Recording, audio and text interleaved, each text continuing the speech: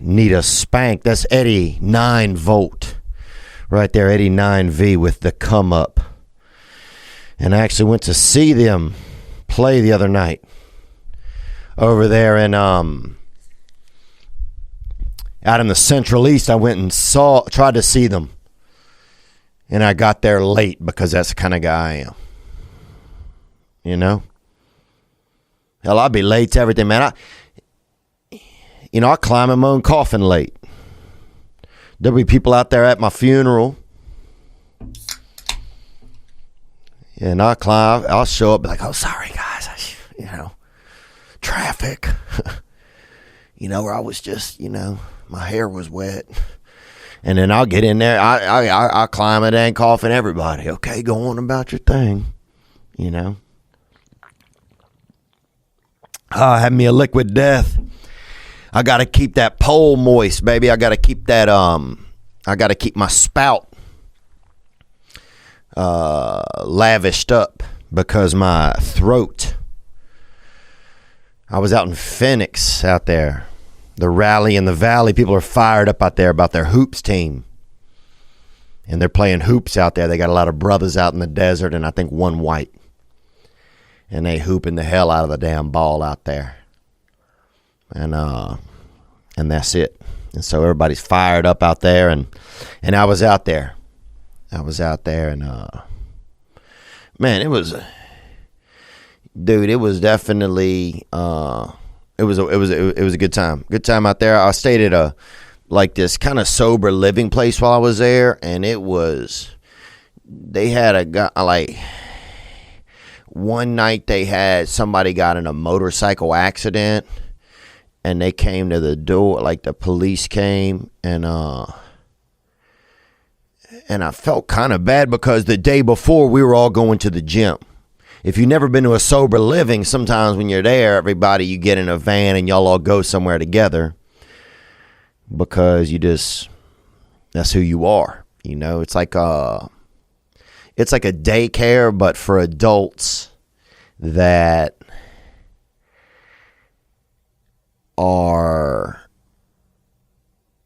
would sometimes rather probably have drugs than lunch.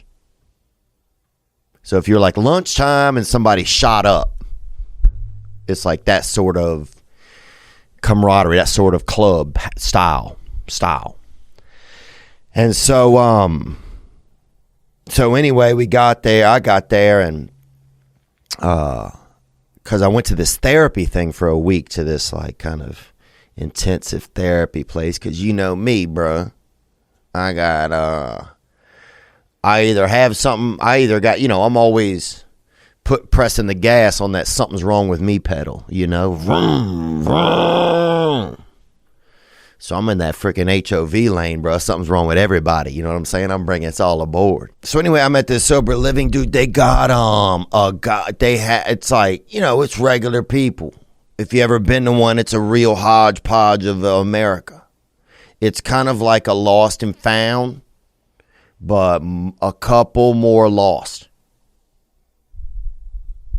It's lost heavy.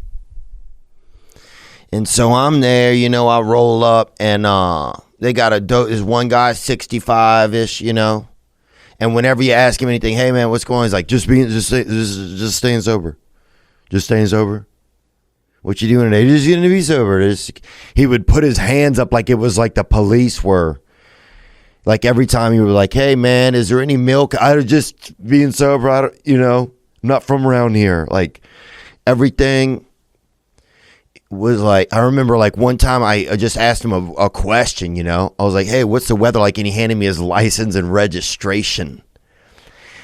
So, there's some real, America's top miscreants, it's regular folks, man. And I could have stayed in a hotel or motel or, hell, I could have been homeless if I wanted to, but I chose to be there, where I was. So, yeah, it was wild. They had a Hasidic Jewish dude. I don't know if you ever even seen this. This guy had on, like, all these coats. He had, like, he looked like like Biggie Smalls, but like Biggie Smallsburg kind of. Like he had on like a jacket. It was so thick. It was 11 degrees out there. You know, you could feel a fucking. I mean, I felt like there was a dragon outside. That's the levels of air heat. Because the air will hold heat. The air is just really just a briefcase for damn heat or cold. You know? That's Mother Nature's briefcase, man. The air. Because that's where she puts all of her shit, you know? But anyway, so this fella, man, he was, you know, this little Gemmel spinner was about as damn Jewish as you could get. He had on the hat. The hat had on a hat.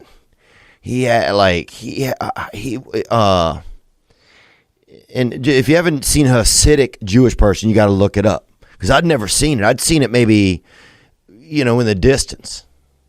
I'd seen like one of these HJs at a distance, but I'd never seen up close. You know? And this fella, he had on the hat. He had on the drapes, the curtains. He had on a door. He had on 19 layers of clothing. He had socks. His socks were wearing brassieres. Like, I can't even imagine. He was wearing about 4 loads of laundry. And he shows up and he's like, "Hi!" And it was 119 degrees. And if you don't know anything about Hasidic culture, they can't drive on the Sabbath, on like from Friday sundown, I think, until Saturday sundown.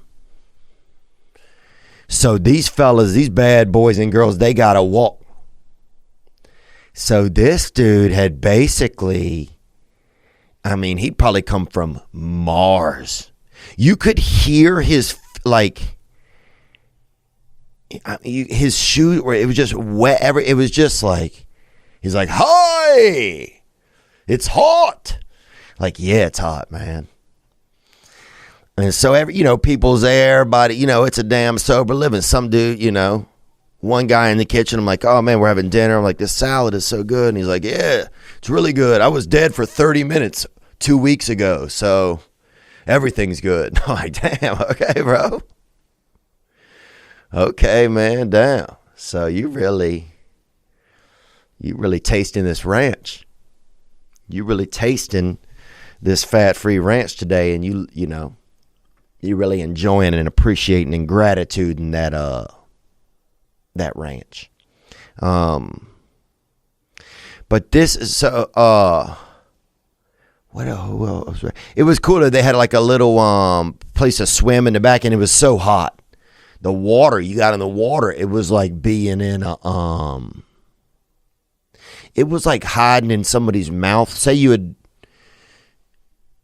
were playing hide and go seek with people, and somebody was had a heat stroke, a real big person, big, probably 11 feet tall, maybe 600 pounds, and you hid in their mouth during hide and go seek, and you hid in their mouth. That would be what the heat was like, that hot, somebody who had a heat stroke and was also they were late. There was also somebody was pouring heat on them. Somebody had 2 bags of damn heat and was just filling them bitches up with it, warming them. So that was wild. And then, so the crazy thing is, so we're all going to the gym one day, and this one fella had gotten a new motorbike, and he's kind of coasting through the red lights and just living life, and I respect no helmets, because the Lord is looking for some people, and everybody wants to be alive and everything. And I get it, but we don't know what it's like when you die. I mean, here's the thing. It's so good. I bet it's so good. Nobody's coming back from it. There was a couple ghosts, I think, that came back allegedly from the 1700s or whatever. But them bitches, apparently they fixed heaven up because nobody's been coming back. Name the last ghost you even heard about. You know, Ray Charles maybe or somebody. I don't even know who. I mean, he's not a ghost. I mean, he's blind, but that's not a ghost. A ghost is if you can't see them. So he's like a reverse ghost, you know. But anyway, so we're out there, we're going to the gym in the van, you know. If you do sober living, just, you know, you're that dirty grade school class, you know, you're just that, you know, you're a little more lost than found. And so we rolling out, and this other fella had gotten a motorcycle. And so he's zipping and zoodadding and doing this and doing that and stunting like my daddy. And I tell the other guys in the van, I said, hey, I said, I used to talk about organ donation. Because my sister, make sure my hat is all right. My sister got an organ when I was a child. And she got liver. She got liver. And which I wouldn't have got. I would have got 2 hearts. You know? You're like, hey, what do you need? I'm like, hey, man, throw another pump in here. You know what I'm saying? Boy, I'll be running hot, dude. All the dance moves you could do with you if you was double-hearted. But so anyway, so anyway, this guy's skirting and stuff, and we're all headed to the gym. This guy's skirting around on his bike, and I say, man, guys, you know, I said he's really reckless, you know, he's a reckless man out here. And I said, a lot of organ donors. The next day I come home, and the fella, the police had shown up, and the fella had been in an accident, in a coma. You know, they're both pauses. And we're like, I'm like, what? I'm like, am I predicting the future right now? So it was just, you know, and I hope he's in, I need to check and see if I'm going to text somebody right now. See if the guy's still combing up. Yeah, I'm going to see if he's okay. So anyway, they had a candlelight vigil like on the 3rd night, the 5th night. It was cool. We got to sit in there and watch like some basketball games together and hockey. The Canadiens, you know, those frogs, bro. I don't know if anybody follows hockey, but it'd be awesome to cheer for the Canadiens if everybody else in Canada didn't hate them. That's the weird thing. Montreal's like kind of that French bad boy, you know? It's like everybody else is in a big fight, and then you got some dude over there smoking a cigarette and sucking on the frickin' on the dirty side of a crepe. You know what I'm saying? That back hole, baby, that back jaw. You know? Somebody frickin', you know, sneaking into a crepe all nasty from the back, dude.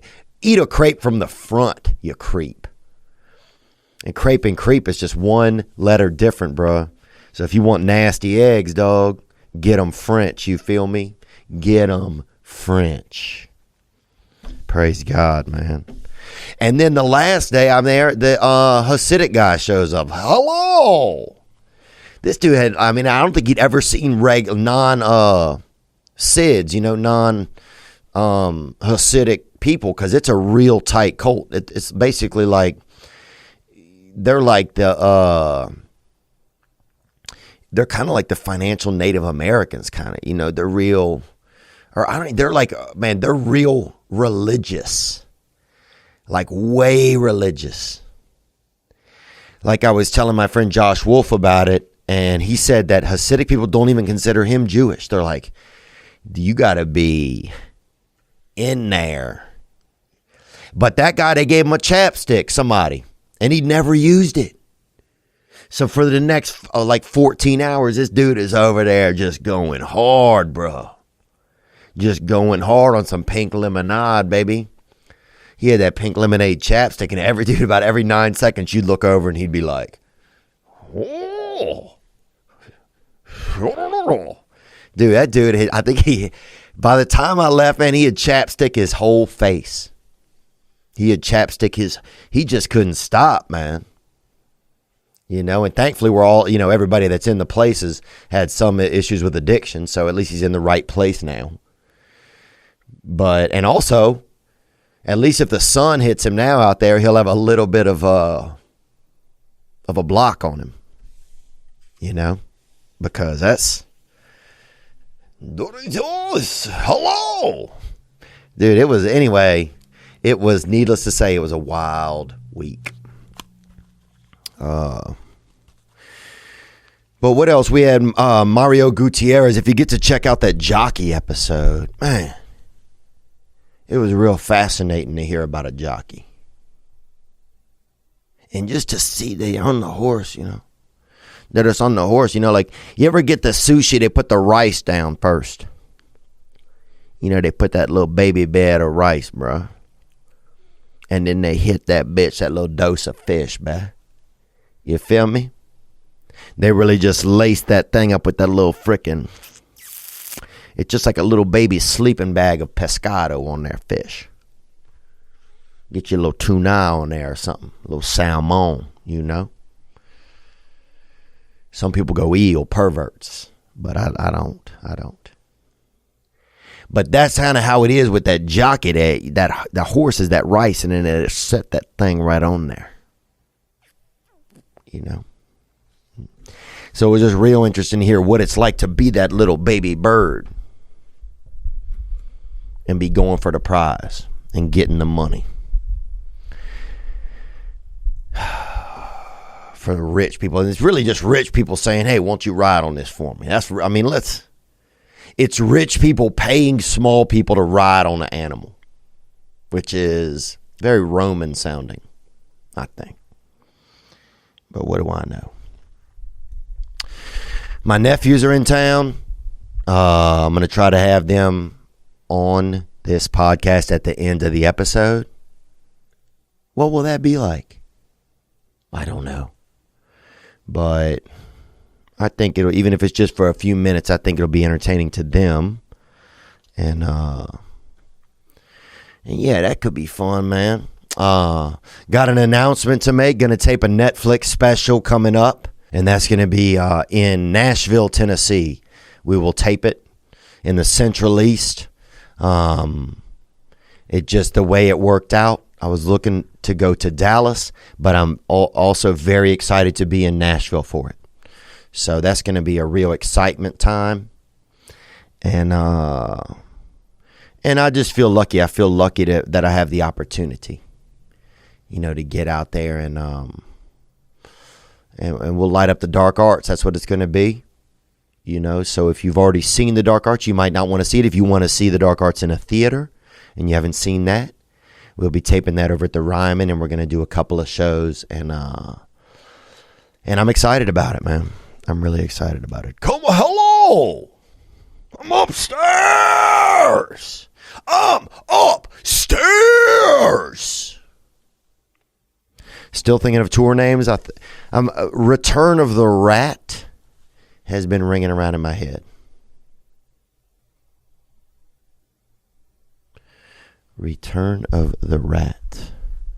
What else can I tell you that happened? Got an update. The fella is still.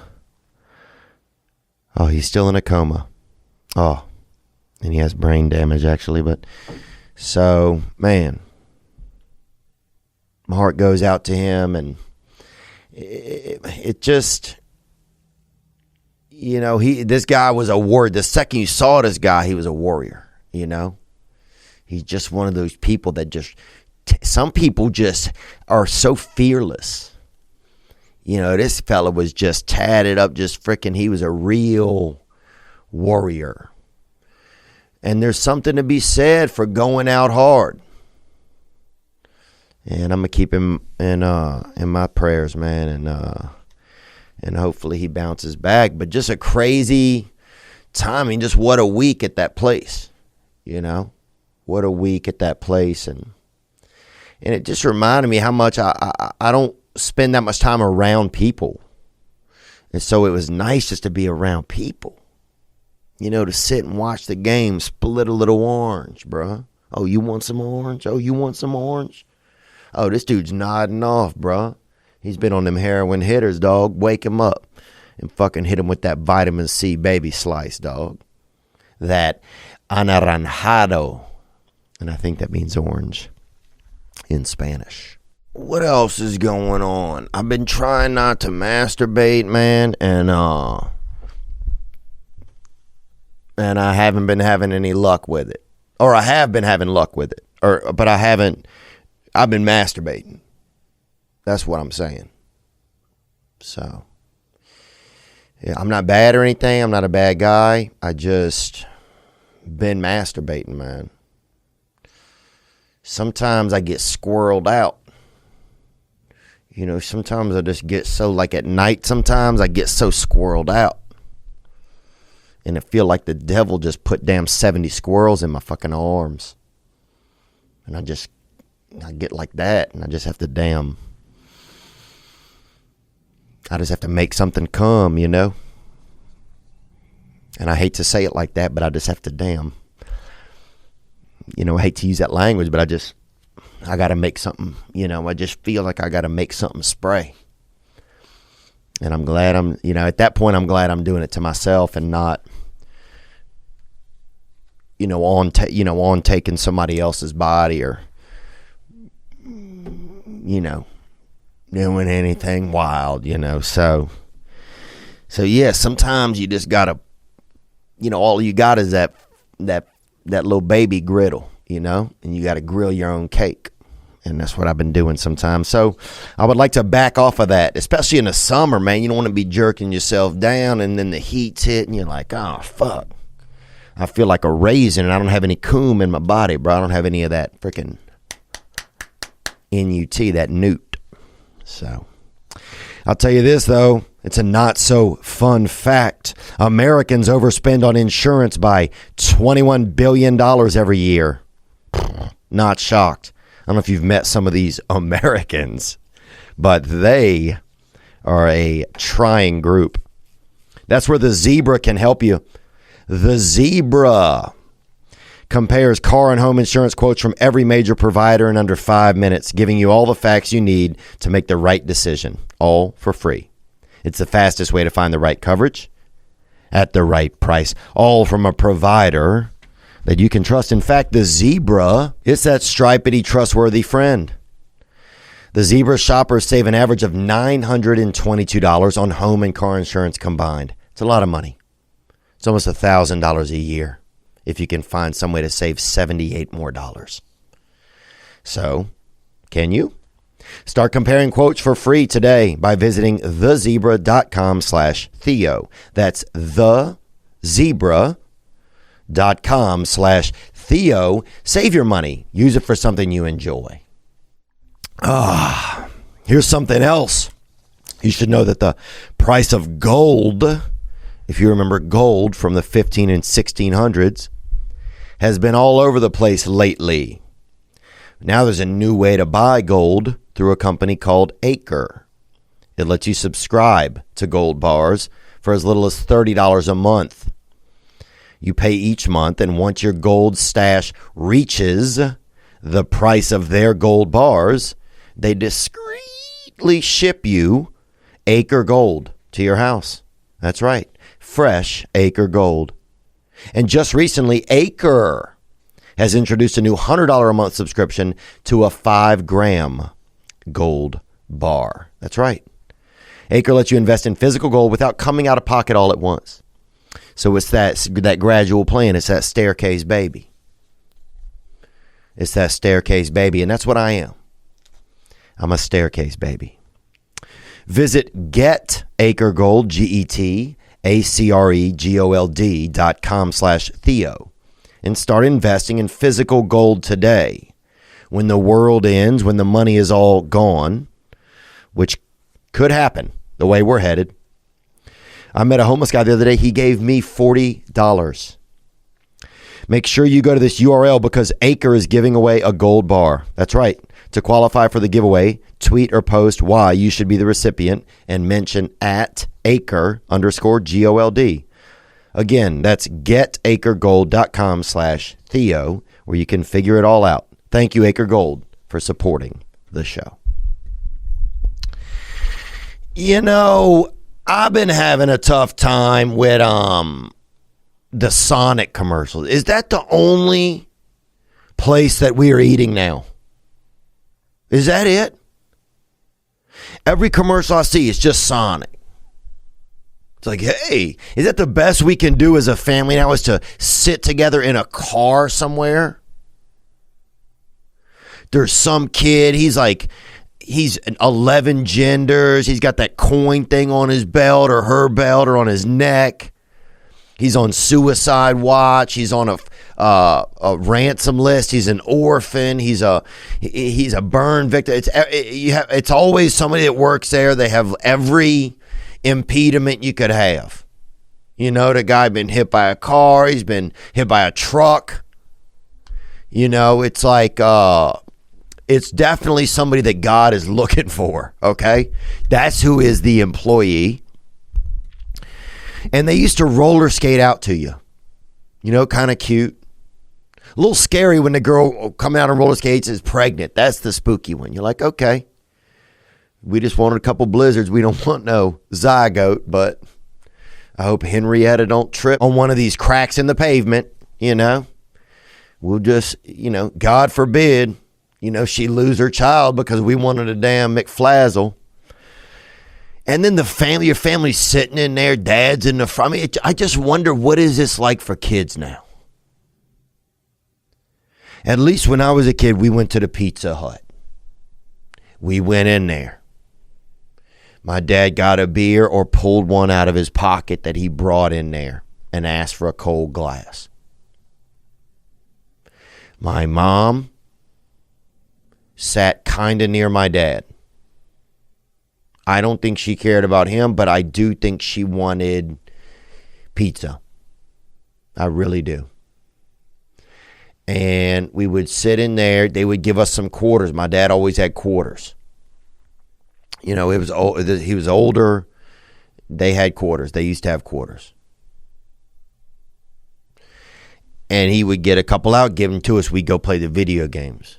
We lose. Sometimes we fuck up. It takes 3 quarters. You put in 1, you're fucked. You didn't read the directions. You're just hitting the button. Nothing happens. You tell the guy there, he doesn't know he makes pizza. You tell the delivery guy's going, you're like, the quarter. He's like, I'm high. I just got robbed. You're like, well, we're getting robbed. Everybody's getting robbed. And then we played a game. Then when we didn't have any more, we would look under the machines. We would use all of our little baby strength to lift the machine up. Somebody would reach under there, pull out half a hamster full of pull out half a hamster of hair, 4 barrettes, you know, and maybe a quarter. Maybe a quarter comes out with it. Then we get the pizza, the deep dish. Pizza Hut used to have the best pizza. Pizza Hut is a crust of its former self. Now they're shooting the fucking crust up with cheese. It's like, it's like that Bob Baffert scandal. You know, you don't know what they're injecting into this shit to get you to believe in it. I remember when the crust stood on its own. You know, when is a real Italian going to make a pizza place that has some frickin' zagon, huh? When you going to put some real gonads on the fucking pie so we can enjoy it again? This shit out here, Domino, it's just a flavor. It's not even a thing. It's barely pizza. In Sonic, you're sitting, dad's in the front. It's like the best we can do as a family is sit in the car. You got the kid in the back. He has probably asthma and autism and asthmatism. He fucking can't breathe or know what's going on if there's loud noises. It just, dad's up there spilling chili on himself. Mom's over there huffing birth control. I just don't know. It used to be, at least on the commercials, they were around a dinner table. Now it's like, hey, drive over here. Park here by the frickin' busy road. Oh, smell the exhaust. While little Lawrence in the back seat chokes on his damn grilled cheese.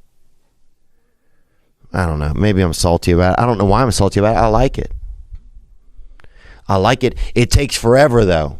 At least there used to be the roller skating girl. You see a couple young tits come out on some wheels, make you touch your fucking crotch for a second. But now, who knows what it is now? It's just, it's some kid. He comes to the way, he tells you he's an orphan. He's like, I'm an orphan. I'm like, do you have the burgers? Okay? We're not here for anything but the burgers. Do you have the burgers? Do you have the burgers? Hey, do you have the burgers? He's like, I used to be in a wheelchair. You're like, do you have the burgers? I can't live downstairs anymore, baby, because you know where I am. Amen, baby. Praise God, Rat King. Oh. What else? What else happened? I got some plants. I got some dang marigolds. I got some azaleas. I installed them bastards. Went over there to Home Depot and the crazy thing about Home Depot, they give you that cart in the plant section. It has like 12 wheels, but it also only somehow has 2 wheels. It it doesn't go any direction really. It looks like kind of a piece of a merry-go-round that got taken apart. You're like, I know where I'll just take this right over.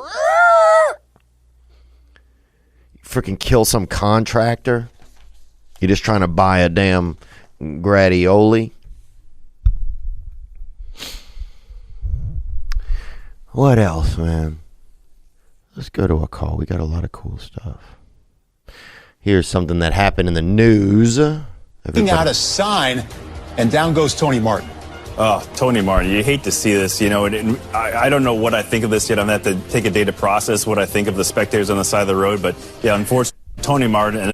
And that is the Tour de France, which is basically steroiding and biking. I've met other friends in it. This whole thing is just a damn dope show. I mean, it's basically Marilyn Manson, but everybody's real athletic. Everybody's out here. It's all just, they're drinking each other's blood at night. They're doing it all.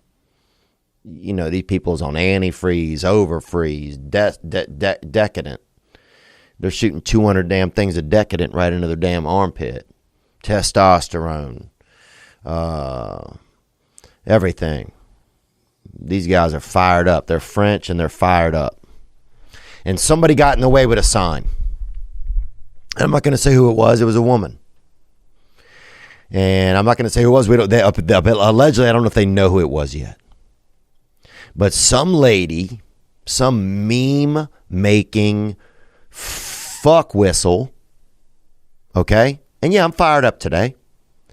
Got in the way with a sign so they could get a cute video while the French, okay, no matter what you think about them, are doing this shit. And I think they should have let the guys. I think you almost got to let them go back and run over the lady's legs with the bike.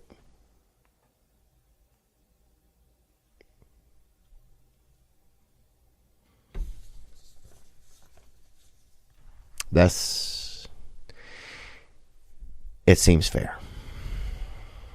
Got some shows added. St. Louis, it might be sold out. If it is, we might add another one. Cincinnati, you can get tickets. Charlotte, you can get tickets still. And Durham. Chattanooga, show added there. Knoxville, Wilmington, Wilkes-Barre.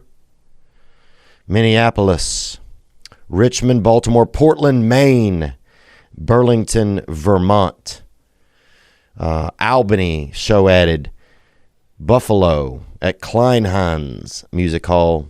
And Columbus, we've added a show over there. And I want to say thank you, man. You know, I think I was really scared over the pandemic. I just said, when I get back out there, will people come and see it? You know, and so I'm excited to know that that you guys are coming, and I'm going to bring some heat, man. I'm going to bring a little bit of heat. So get your chapstick on your face, okay? Because Daddy's about to blaze them eyebrows off. You know what I'm saying? Gang, boy. I'll eat one of my damn nuts, bruh. You know what I'm saying? And say I didn't, fam. Gang shit.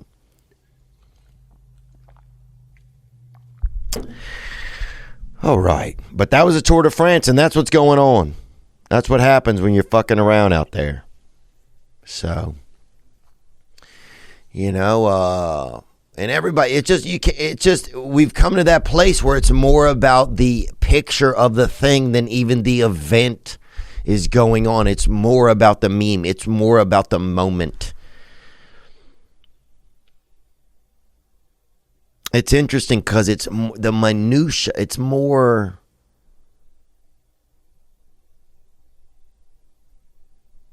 But also, would anyone even know about the Tour de France if this lady wasn't standing there with a sign? Would anybody even know that these frickin' roid monsters who are blowing their nuts out? Remember Lance Armstrong blew one of his damn nuts out shooting up. I mean, that, you know, if he stands on his head, it's like a seal with a ball on his nose. You know? That dude's one riding, bro. And he and at least we knew because he won so many. But if the sign shit doesn't have, maybe it could all be a ploy. It could all be a ploy to get us to watch. So here's a couple of video questions that came in. I want to thank you guys for sending them in. What's up, guys? Theo, quick question. My roommate's dating a roller derby chick. She's 6'3", has a pretty crazy mullet. It's nothing like yours, but every time she comes home with my roommate, she wants to fight me, tickle me.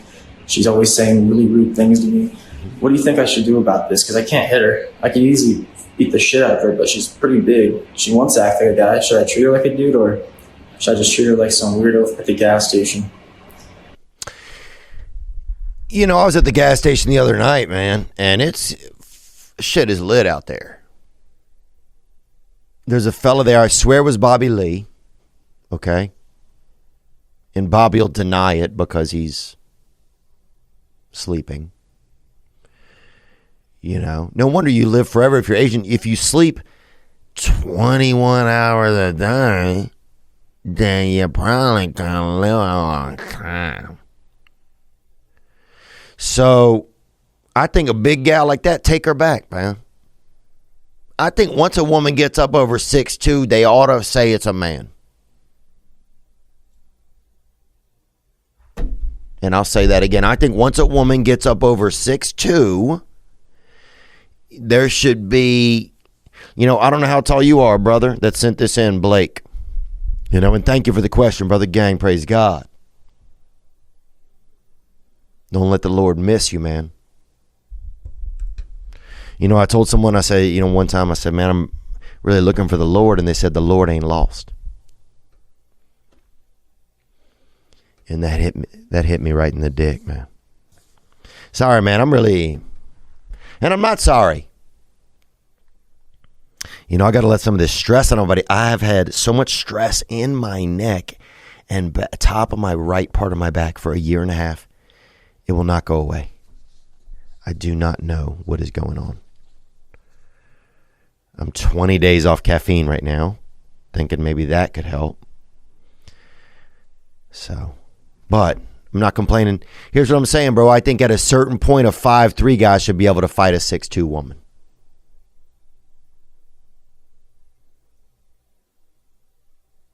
And you're thinking about it too right now, and you're not really disagreeing. So, I think you definitely should not, I think you can take her back, though. I think you can, wrestle her. And the times are changing, man. It's trans now. It's like they got women's fighting men. They got sheep fighting people. Lamar Odom beat the last bit of sexuality out of damn Aaron Chalmer. So, what the hell, that's where we are. Would it be shocking? I think as long as you put it online and let people bet on it, you could fucking attack her at the house if you want. But I don't know that. I would ask your friend and see what he thinks, man. I think you have a middle person there. But I would definitely wrestle with her. Or tickle that bitch real hard, dog.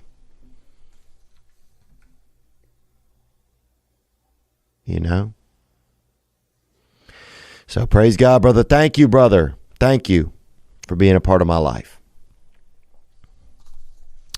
I'll have my nephews in here in a few minutes. Let me get into a little more. Here's a video question that came in. These are all video ones. What's up, Mr. Vaughn? Charles here from Pemberton, BC. What's up, Pemberton, BC, man? Not sure that is before Christ. So I don't even know. And I believe in God. I don't know. I don't know where this. Maybe this is a Pemberton, BC, man. I'm gonna have to look it up and maybe go to a service there or something, man. Thank you, brother. Onward. Got a quick question for you. You ever tried snowmobile out before? They're a big thing out here. Just wondering if you ever give it a shot or what you think of them. Gang, gang. Gang, baby. Snowmobiling. And that's the Lord. If you can't walk on water, I guess at least you could freaking ride on frozen water. And so I like what you guys are doing out there and seeing with God likes y'all being out in the cold. God will let you out in the cold, but at a certain point, he shuts it down and you die. That's the risky part about it, baby, is that second part. So let's see what we got right here. Here's a question that came in from a pretty much a white guy. What up, Theo? This is Jackson Larson coming at you from Grand Rapids, Michigan. Grand Rapids, baby. Good place to get some food at night. And wish you had a different wife. I noticed that a little bit when I was there. People kind of, hugging their wife, but kind of looking around. So thank you, Jackson. Onward. Just wondering if you got any advice for a couple of dudes renting a house together. I know you've been an adult tenant, and I just wondered if you got any advice for I don't know, just living on your own for the first time, figuring it all out. Yeah, I think if you's a fella living on your own, you got to really have a good time. And this one thing that goes back to even just being at that sober living place last week. I want to have a good time. You're around people, utilize that. Don't isolate. In college, I lived with a fella, and he was kind of an exotic dancer kind of guy, and he tried to kill himself. He jumped out of the window, 1-story building. We were on first floor, dude. Tried to jump out and didn't do shit. just got stuck outside. But yeah, man, I think you just got to spend time together, man. You know, living on your own. You're not on your own. You're with somebody, so you got somebody in there. And set up times where you check on each other, make sure people aren't dead in the house. You know, hey, buddy, if it's 1 p.m. you haven't heard from me, come in there. You know, take my damn pressure. You know what I'm saying? Make sure I'm good. So praise God, brother. Stay alive. Let's see what else we got that came in. Olympian who turned back on flag during anthem says she feels set up by U.S. track and field. Oh, I saw this. Gwen Berry turned away from the flag while the anthem played. She later draped a T-shirt that said activist athlete. Yeah, athletes can do whatever they want, you know. I think we definitely have been through a time where we got used to, as a country for a long time, the athletes being happy to represent the country they were in. Represent America. It's so funny. There's a lot of people who are like, fuck America, but America's just a society. That's all it is. And there's a lot of people out there who act like society, like it's all some big plan against them. It's just society.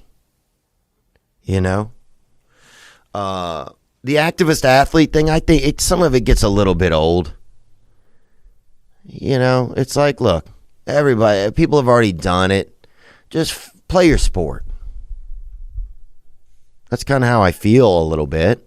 I also feel like she can do whatever she wants. I feel like she'll just turn a lot of people off.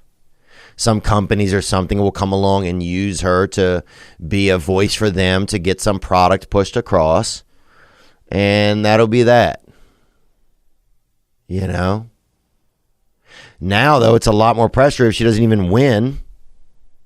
She got third place. Third place. Yes, it's great. It's still the Olympics. But let's get first place. You didn't even beat 2 other countries, okay? You're like, my country sucks. Like, it would have been better if you'd have gotten first. Your country would be better. So, I don't know. I'm from the time where, man, it would have been anything to be able to perform for the U.S. This isn't my country. It doesn't respect my views. It's just a group of people trying their best. That's all the country is. And she just wants to make it about her. That's what I think it is. And that's just more the society. It goes back to the lady at the with the signage at the Tour de France. She just wants to make it about her. You know? It's just like, how can I make this about me? And in some ways, it's just kind of the generations that we're in right now. We want to have our own platform. Oh, this is who I am, but this is also how I feel. I mean, I do it here on this. But there is an interesting thing, because we long have expected athletes just to be an athlete. Like, you're at your job. But I do feel like it's I feel like it's disgraceful to America. That's what I feel like. I feel like, yes, you can do it. But there's just a lot of people, there's no gratitude for where we are. You know? The national anthem upset her. It was hot out there. I get it. Some of those things, look, it's too hot. Maybe they should have put them under a thing. She would have been more comfortable. I was thinking about what I should do, Barry added. Eventually, I just stayed there and just swayed. I put my shirt over my head. It was real disrespectful. I know they did that on purpose, but it'll be all right. I'll see what's up. I see what's up. Yeah. Look, I've had this mentality. People are out to get me. It's all about me. I don't know. I think get first. Get first, and then we'll talk. That's kind of how I feel on it. But it makes me not want to cheer for her. I'm an American. You know? I'm an American. And, you know. And I want to say thanks to everybody who's working right now and actually trying to work. There's so many places there's nobody showing up to work, apparently. You know, I get groceries, and in the bags there's these things. It's like, we will interview you on the spot today. People don't want that job, man. People don't want to work. So if you are working, that's awesome. I commend you. You know, I'm working too, and I'm trying my best. And some people say, well, so what? Some of us can't get jobs. We can't. Everybody can get a job. You know, I used to live with a fella, and he would jerk off at night while his family was asleep. You know, and I know some of y'all know about it. And I would elbow crawl out to the kitchen and see what was in the fridge, try to do it without him knowing. You know, he'd be at the computer, and I'd reach in the fridge real slow, get my hand in there and stop the light thing, and then open the door and try and get what they had in there. They usually had olives and Tostitos. And they were wealthy, but they didn't show it in their food. They did other shit. Boating. That man said you always need to have a job. You always need to have a job. As a human, you need to be working. Just as a soul, as a thing, you need to be doing something. Contributing to society. It's just society. People are like, fuck America. This guy. Go somewhere else. Go, and especially if you get third place, go somewhere else and get third. Bitch, we number one here. Biden orders airstrikes against facilities used by Iran-backed militia groups. I don't know a ton about this type of thing, but he probably thought he was ordering lunch. You know, he probably, dude, I just see him like every couple of minutes just take a pocket full of children's hair out of his, like a handful of children's hair out of his pocket and just get that hit, baby. What? Huh? Hello? Who knows, man? That guy is so old, bro. Look, and I'm telling you this, I grew up with an old dad. That dude's starting to fall apart. Okay? Are we pretending he's not falling apart? The dude can't get through a freaking solid idea. He's mupping it around. It's not a safe place to be, I don't feel like. I really don't feel like it's a safe place to be. Because it just feels like if the leader could be controlled so much by anyone who even tells him it's nap time. Anyone with a freaking bootleg Golden Girls episode. I want to tell you right now that dinner time can be chaotic. That's right, but with Freshly, it's easy. Their chefs take care of your meals a few nights a week and take the pressure off of you. We're all trying to get in shape and eat right. Well, Freshly can help. Their delicious meals are designed by nutritionists and cooked by chefs. You know what chefs are, dude? Yeah. They're making the food. Solid people, not some fucking lame. The delicious meals are designed by nutritionists and cooked by chefs, making it easier to eat better. Are you stressed? Are you tired? You just don't feel like cooking? Huh. Who can blame you? Don't drive to dang Sonic and sit in the car. Dad spilled chili on the steering wheel. Freshly offers chef-made, nutrient-packed, delicious meals delivered fresh to your door. No cooking required. Make it easy. Make it easy. They can fit your lifestyle. A variety of plans and meals to cook from that work for your dietary needs, preferences, tastes, and family size. Try Freshly for $6.16 per meal. Stop searching the internet for healthy food near me every night. Start living freshly. Imagine just opening your refrigerator. There it is. And it was prepared. It's not manufactured. Your meals are always delivered fresh, never frozen, ready to eat and enjoy. Just heat them up. Takes 3 minutes with new meals added each week. Freshly brings the convenience of chef-made, nutritionist-designed classics right to your kitchen. And right now, Freshly is offering our listeners $40 off your first 2 orders when you go to freshly.com/Theo. That's right. Stop stressing about dinner. Go to Freshly, FRESHLY.com/Theo for $40 off your first 2 orders. That's Freshly.com/Theo for $40 off your first 2 orders. You know, if you're unhappy, you can adjust it. I've been unhappy a lot, and I try to battle it. And sometimes it's a lifelong battle. And sometimes it's just a momentary battle. You just need to get through the moment. And I'm talking about BetterHelp. BetterHelp, if you don't want to go to the therapist in your town, or you don't have one near you, but you need help, you can start communicating ASAP. It's not a crisis line. It's not self-help. It's professional counseling done securely online. BetterHelp is committed to helping you start living a happier life today. A broad range of expertise is available. That's right. Help yourself start achieving your goals.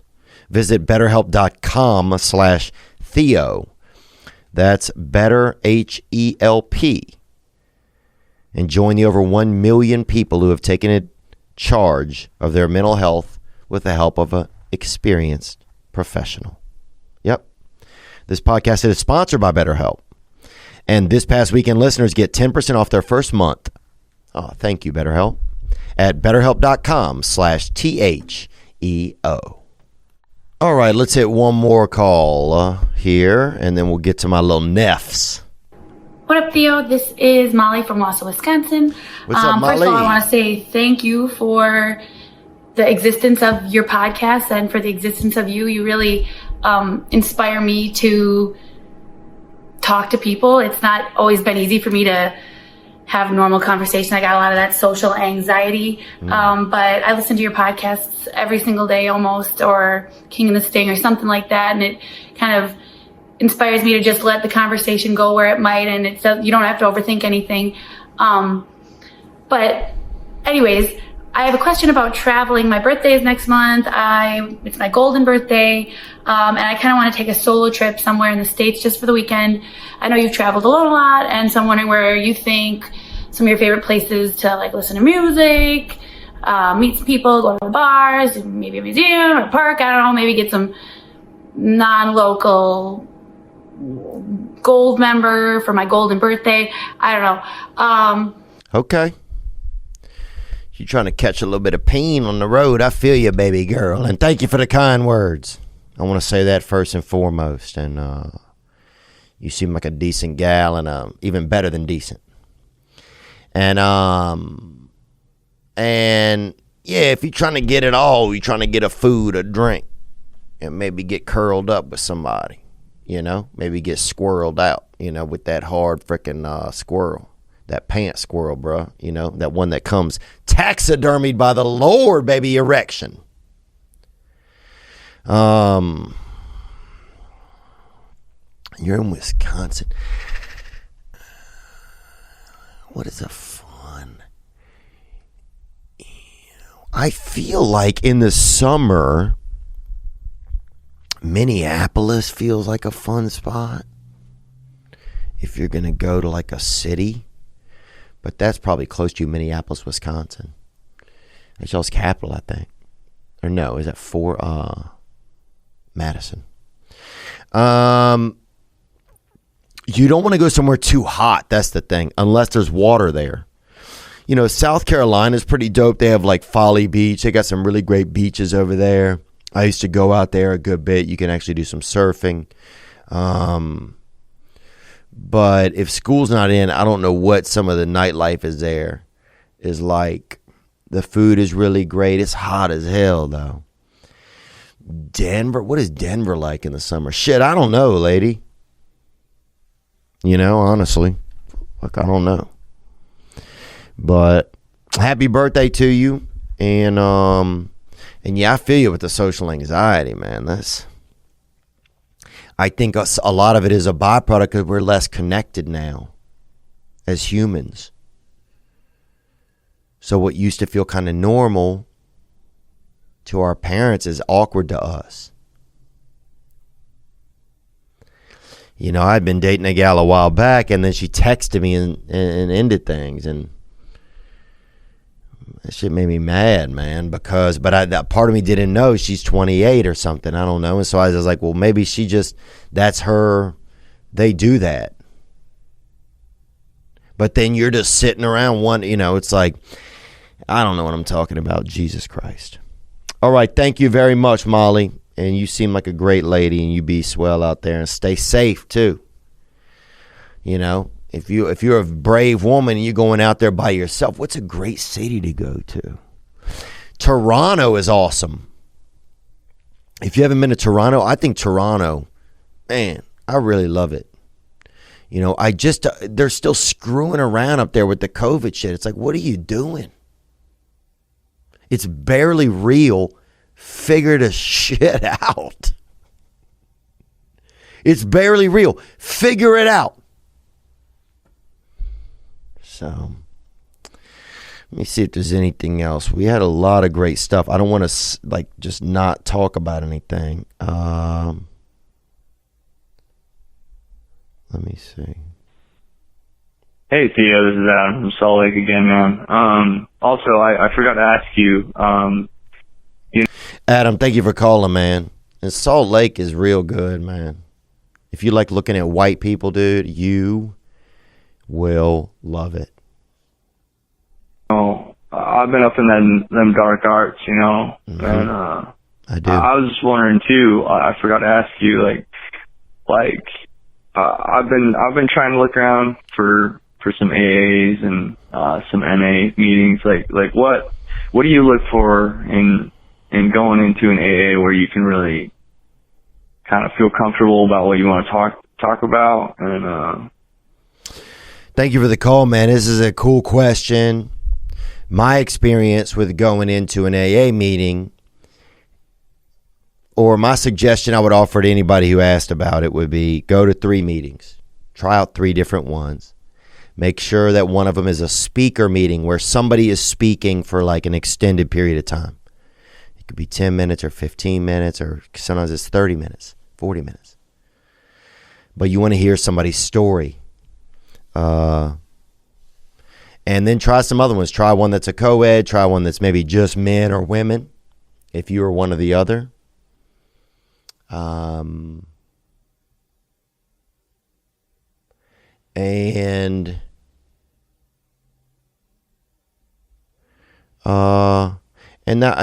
then make a decision for yourself.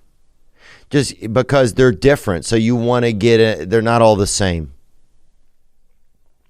And I would just say listen for the difference. Listen for the similarities, not the differences. That's what they say. Listen for the similarities and not the differences. Because it's easy for me a lot of times to sit there and judge things, instead of be like, well, what am I okay with in here? Instead of finding all the reasons already why I can't stand something. Because then I'm just not giving myself a chance. But it's really interesting to go to. Whether you feel like you have a problem or not, it's really interesting to go to some type of 12-step meeting. So, best of luck over there, brother. I'm sure there's a lot of good ones in Salt Lake. All right.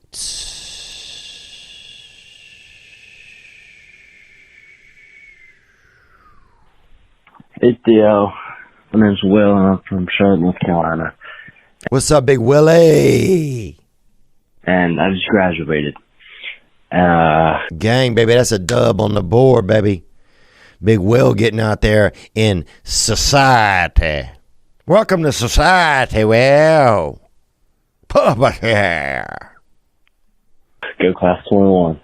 And I just want to let you know that I use some of your words as a senior quote.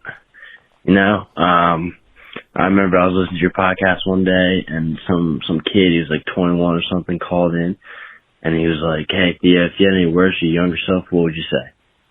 And I was sitting there listening to the podcast, and you're talking about how you just go for it. And some of your exact words, which I use in my senior quote, here it is, you go.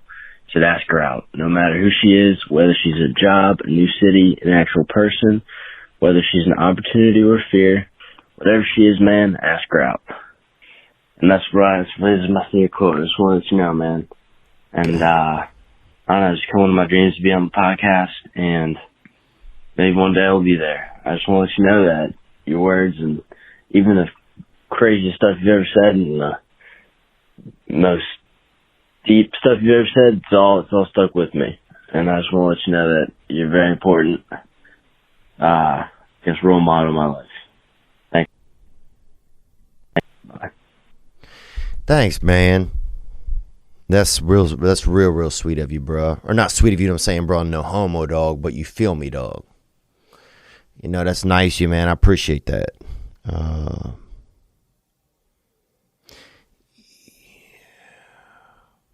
Yeah, man, I appreciate that. You know, we all want to have those moments where we know, somebody lets us know that they care, you know. And those always hit me so hard because I just didn't have a lot of that as a child. And people, you know, I had a lot of trauma as a kid. And people say, well, sometimes you're like, well, you talk about that a lot.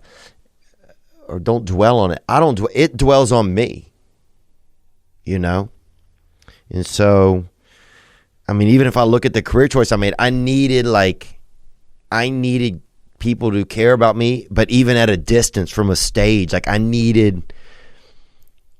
had to keep this amount of control over how I let someone see me and care about me. Anyway, kind of diatribing there, and I don't want to get too out there before I get in with my nephews coming in and these little sugar tanks in here. But thank you, man. I appreciate that, man. That means a lot, dude. That means a lot that you care. And I think if you're able to express to people how you care about them, man, and we've lost that along the way, just letting people know, hey, you know, you mean something to me. You know, like the woman on the podium with the athletic thing. What if she'd have said, I'm so happy to be a part of this country. It doesn't always represent everything that I feel or say, but I'm happy to be in a place where we can all feel and say freely.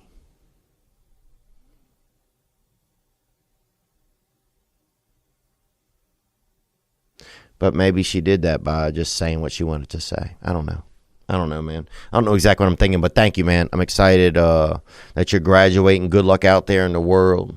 And yeah, ask her out, man. You know, guys, you know, it's like, you know who a guy's girlfriend or wife is? It's the person they were brave enough to ask out. Yeah, whatever it is, we got to ask her out. We got to ask her out, man. Dude, a couple weeks ago, girl on the beach. She was leaving to go to her car. I strategically left at the same time, okay? Am I a stalker? I don't think I am, okay? It was daytime. It was hot out. If I stalked, I would do it in a colder climate. Or time it, you know, nighttime. But I started talking to her. We had a mutual friend. I got her IG. I messaged her. She didn't message me back. Okay? So first of all, Kate, why don't you eat one of my nuts?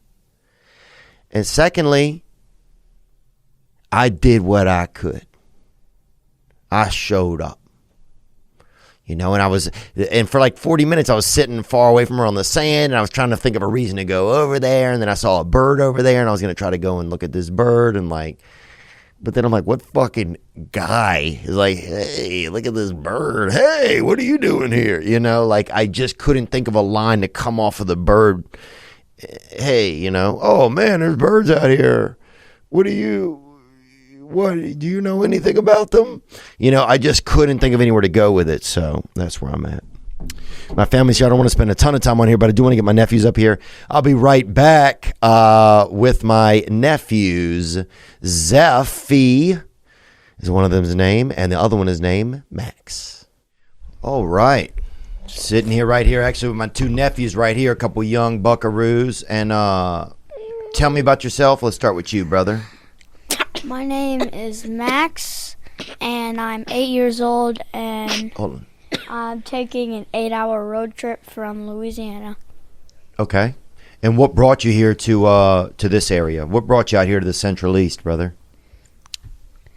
You looking for work or what? No, my parents said that we were going to go because it's a summer break and we have nothing else to do at home. Okay. And this fellow over here, and how do you know him, this other guy? Oh, he's my brother. Friends. Okay, are you guys friends also, would you say, Max? Or what do you feel like? No. Okay. We can be friends, but we can be mortal enemies as well. Okay. Mostly mortal enemies, though. All right. And your name, bud? My name is Zeffy. I am 9 years old, and You looking for love? not yet. Okay. He stopped for like 3 Okay. seconds. That's fine, man. I've been there, dude. I've definitely had times where I was looking for love and times where I wasn't. Did you marry Morgan Wallen? I wouldn't marry. I mean, I don't think both of us prefer women. Yeah. So, but I kind of get that. I think if we lived in a different universe, there could be a chance. I don't know. I don't know if he. How are you Aw. I don't know how he feels. communicate with each other if you lived in a different universe? I don't know. It's a great question, man. It is a great question. If we live in a different universe, I don't know. I guess we would probably. It is a great question. I think you would probably Because. have to create a way to get there, like a shuttle ship or Like something. a space travel. Or you could Like what they just did dream in of kissing Infinity him. War. They went. It was either in Infinity War or Endgame. They went in the ship with the Guardians of the Here, Galaxy. move this closer to you. And they broke through. And they broke through the space, and it created like a. Yeah, you'd have to break Alternate through universe. space. Yeah. And I'm not doing that. Yeah. I got enough going on here right I mean, now. And there's, like, he space wolves could with- do that because he's like Albert Einstein. I'm not doing it. I'm saying I He's just like bought a bunch Albert of flowers. I'm Einstein not doing. second, I'm doing stuff at the house You bought a bunch of flowers. Why does it say that tree's What kind of flowers? $120? because it was a $120 tree. And What that's- kind of flowers? You got like 3 of them. Sean likes to spend that money. What kind of flowers? I'm not sure. Oh. So let me ask you a question, guys. Are you guys single men, or what's? And let's go one at a time here. Let's start with you, Zeffy. Are you single these days, or what's love looking like in your life? Have you started thinking about girls, or that kind of, or No. what happens at 9 years old? I like thinking about food, Okay, yeah, me too. but like, I'm not that much of a person that will start a conversation. Hmm. I can sit and wait because I don't want to be mean to like, and if somebody starts talking to me, I just carry on and keep talking, but like I usually don't like to engage in conversations. Okay, so you're more like you'll continue a conversation, but you won't start a conversation. Yeah, it's like if you're in a video game, you land somewhere that is not contested, but you're not afraid to fight. Right. Like that. Okay, I got it. And Max, what about you? Are you the kind of guy who will start a conversation? Do you even know how to communicate? What is going on with you? I really don't know how to talk to girls at all. Okay. And I like this one girl in my class, but I get bullied. You get 'cause I- bullied by her? No, I get bullied by everyone because I like a girl. Dang. Yeah. Did you let her know or not? It's at school, but like I just think I'm done. I think it's with every like elementary school crush. You Die. You wait till they find out that they like you, that you like them. Okay, so I how have, do you let someone know? Say if there is a crush, right? Which is totally normal. Oh, with boys, you either ask your friend to do it or you write a note, put it in her desk, and then leave school. Yeah, that's what I my mean? old move, dude. Okay, so I have this really funny story. Or leave That- town. That's what I would do. Leave town? I have Yeah. this really funny story that started at like the beginning of the school year, and we were still laughing at it until the end. Okay. And What story? this kid, my best friend, or Who? he was my best friend. His name is Randall? Ocean. Okay. And he liked this girl named Clarice. Stop it, And they Max. liked each other, and then we were like, And then, so we're still laughing at it for like the entire school year. And are they still together? I don't think They didn't find each other, but they're probably. What do you mean really sad. find each other? Are they go to real- I mean, school they together. have Or are they real people, guys? To be real, I have no idea. Okay, there It's we probably like a virtual assistant that he uses. go. Of course. That's what I was going to guess. Now, let's talk about some of you guys' plans for the future. I know you guys right now you're 9 years old, you said, Zeffy, and Max, you're I can 6? start. You're 6 years old? Yeah. Okay. Yeah. So Okay, what- I can start. Yeah, I just want to know some of your plans for the future. I want And be to, honest with me, please. I want to be a foot doctor. Oh, really? Podiatrist, they call it. Footman, they call it on the street. Wait a minute. What if the patient has foot fungus? Will you eat it? Look, question. Will you eat the foot fungus or will you throw it away? Do you know foot fungus tastes like goat milk? Really? I drink goat and blue milk every cheese- day for breakfast. Blue cheese tastes like goat milk. I know a friend that's addicted to blue cheese. In my I have a friend that's cereal. addicted to inoculations. In my cereal, yeah, this is not true. Most of my friends are This addicted to isn't stuff. true. In my cereal, instead of using milk, I use goat milk with foot fungus in it. Oh, I'm really? addicted to caramel. Really? Yeah, I take bottles He's and addicted to suck the Nutella. caramel out of it. Okay, so you want to be a foot doctor. And Zeffy, when you think about your future and where you are now, do you have any big plans? Do you have any what do you kind of see yourself in the future? A few years down the road from now, do you see yourself kind of still living in the same house? Do you see yourself having a job? If it's a few years down, I'd probably You gonna stay living with your parents, or are you gonna? I'm gonna move out when I have the money and stuff. Okay. And I want to move into an apartment and get a job. And a couple animals or something, or what? I want to get a. Is it legal to have a bobcat as a pet? I bet it is. Oh, I want to get a bobcat or like. I really want a cockatoo or a parakeet because you can talk to them. Mm-hmm. Funny story, actually. My aunt and my mother. Funny story, actually. Had a parrot, Mm-hmm. a red parrot, and he would say, they would always say like, "Shut up, Ricky," and so the parrot would always say, "Shut up, Ricky," Really? and the parrot would say, "Butthead." And Oh, so the parrot is really he kind of has a mind of his own, huh? yeah, but it's like an influence from his owners. He's right? an influencer. Yeah, I think so. The parrot is. Is he on TikTok? The parrot. He's not on TikTok, but No. The parrot went viral like a few years later. Oh, dang. he is friends. He went with, viral on Instagram. He's friends with Bryce Hall. He actually cut Bryce Hall's hair. Who did? The parrot. Oh, really? Yeah. Oh, good. I could imagine that. Now, let me ask you guys My dad this. is LeBron James. No, Okay. he's not, Max. Okay, How do now you let know me tell you that? about this. Let's talk about some things you guys are not good at. I want you to each share something. dad- Be honest Everything with in me. my life, What are you good at? like eating and sleeping, Okay, and what are you not good at? everything. Do you think you guys as parents will stay together for a long time? Have you guys talked about that, or what does their relationship seem like? Yeah, I we think joke it's around good. sometimes, say that they're cheating on each other. That's for some not reason. right, Max. That's Mm-hmm. very. It's Okay. very you style, but like at the same time. That's like a me. bad influence for your children. I don't have children. But your children in the future. My child is actually. What are you gonna name your children? I'm gonna name them Goobert. I'm gonna name them Goofy and Goober. Oh, wow. Are they going to be twins, or female or male? They're gonna be attack helicopters. Oh, wow. Beautiful. I could see that. Actually seems very on brand with where we're headed as a society. Yes. What do you think, Zeffy? Now, when you start to look at the world today, do you think that the world's headed in a good direction? What are some of your thoughts? We need to stop the old guys that wear shirts with Russian flags on them. Mhm. Because I think they're American communists. It's been said. It's been rumored. And I think, Stop pollution. yeah, sure, but Like, yeah, sure. Yeah, sure. global guy. warming, Yeah, sure, global guy. warming, and like wildfires. I'm just being serious, and we're probably just being like crazy. But look, I'm trying to be global serious. warming is nice when you're at the beach when it's nice and hot. Let's be honest. But And in our reality, global warming isn't good, right? I agree with you.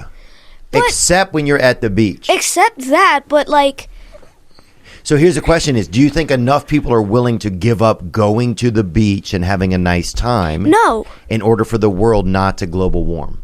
no. Right. yeah, but like most of the people that go to the beach are like adults and kids, and most of the Well, kids. duh. What else would go? A parrot? No, an attack helicopter, bro. We brought our dog. Who's driving the helicopter? The attack helicopter? The whole point of it being an attack helicopter is because it drives itself and crashes into everything and blows stuff up. But it's an immortal helicopter. You guys are legends. Now, I want to ask you, You're too. a legend. Yeah, thank you. And I want to ask you guys, too. You guys are, what age do you feel like you might want to settle down? Kind of. I know you guys are kind of. Settle down? You mean like let myself go? Yeah. Oh, What does that mean? Getting older. I know right now you guys try to take care of your diet, take care of your body. We don't 37. have a diet. So 37, you're thinking of starting to just let it go, huh? Yeah, just like James Harden. 21. Yeah. He went to the party, and then he came back fat. I think he ate a lot of donuts. Might have. Do you guys have any suggestions for me? Yes. Okay. You No. should tear those curtain downs, break the window, replace the windows with walls, and paint all the Simpsons characters on the wall. Oh, really? Because you had that in your studio in LA, remember? Oh, yeah. Yeah. Wouldn't it be a bad idea? We've thought about doing something different. We're working with this church curtain vibe right now. I need something. I have no idea what it is. So but I you need said it, you like, saw the okay. first season of Stranger Things, right? Yeah. What was your Crying favorite part? My favorite part was... I didn't watch it. I like that little kid with the glasses on. Excuse me? I like the little kid with the glasses on. Who? The glasses? That was pretty intimidating the first time. I did one show a year, like about 9 months before I did that one. That was like, yeah, let's shoot one here. And then the first show that I did there, I was really in my head a lot, where I was just like... So you went to kind of not run the hour, but you went to just get a feel for the venue first, kind of? I just wanted to do it. Oh, you were just doing it. And then when I did it, then the idea came about maybe do a special here. And then I talked to Mike Binder about it. Yeah, I know Binder, yeah. Yeah, and he... we smoke cigars, so he's just like, he kind of did it, I think, because he wanted to smoke a cigar with me in London, which is as funny as that is. And that's how we ended up going over there. But I've since watched all these videos that I'm kind of glad I didn't know all these extra. I just knew Zeppelin was there. That was my big thing. That people, the Beatles played there. I even saw, I think, George Michael, they were doing a thing for... Oh, wow. AIDS or something? No, for Linda McCartney. Yeah. She lost her arm, right? No, she died.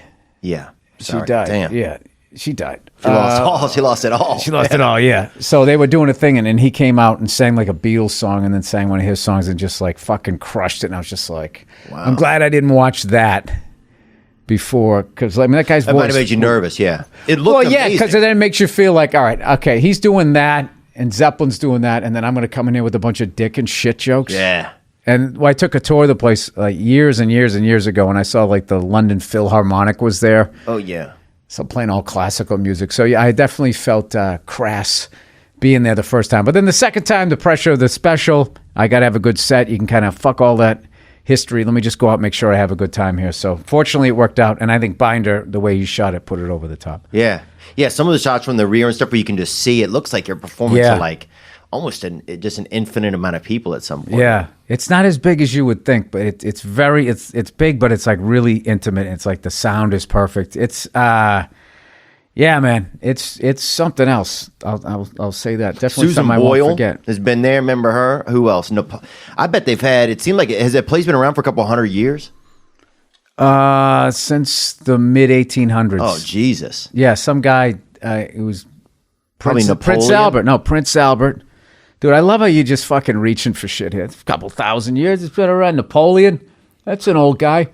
Well, Prince Albert, I don't know that believe. many Prince people. Albert. Winston Churchill. I'm sure he did something there. He probably smoked a stick there and talked shit about the Germans. Yeah, no, a lot of people played there. So it looked historic. That's what it looked like. Yes.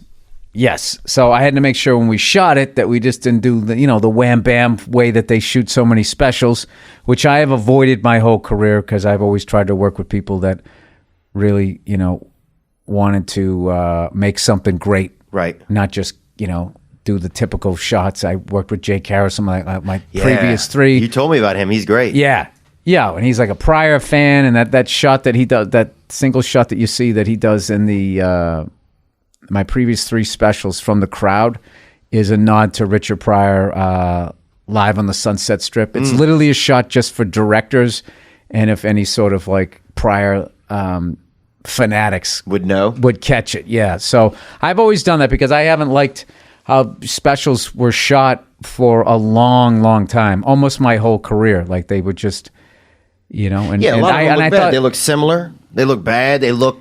There's nothing that captures who the comic is at all. A lot of times, the audio on the audience is so bad. It's like, why even have it?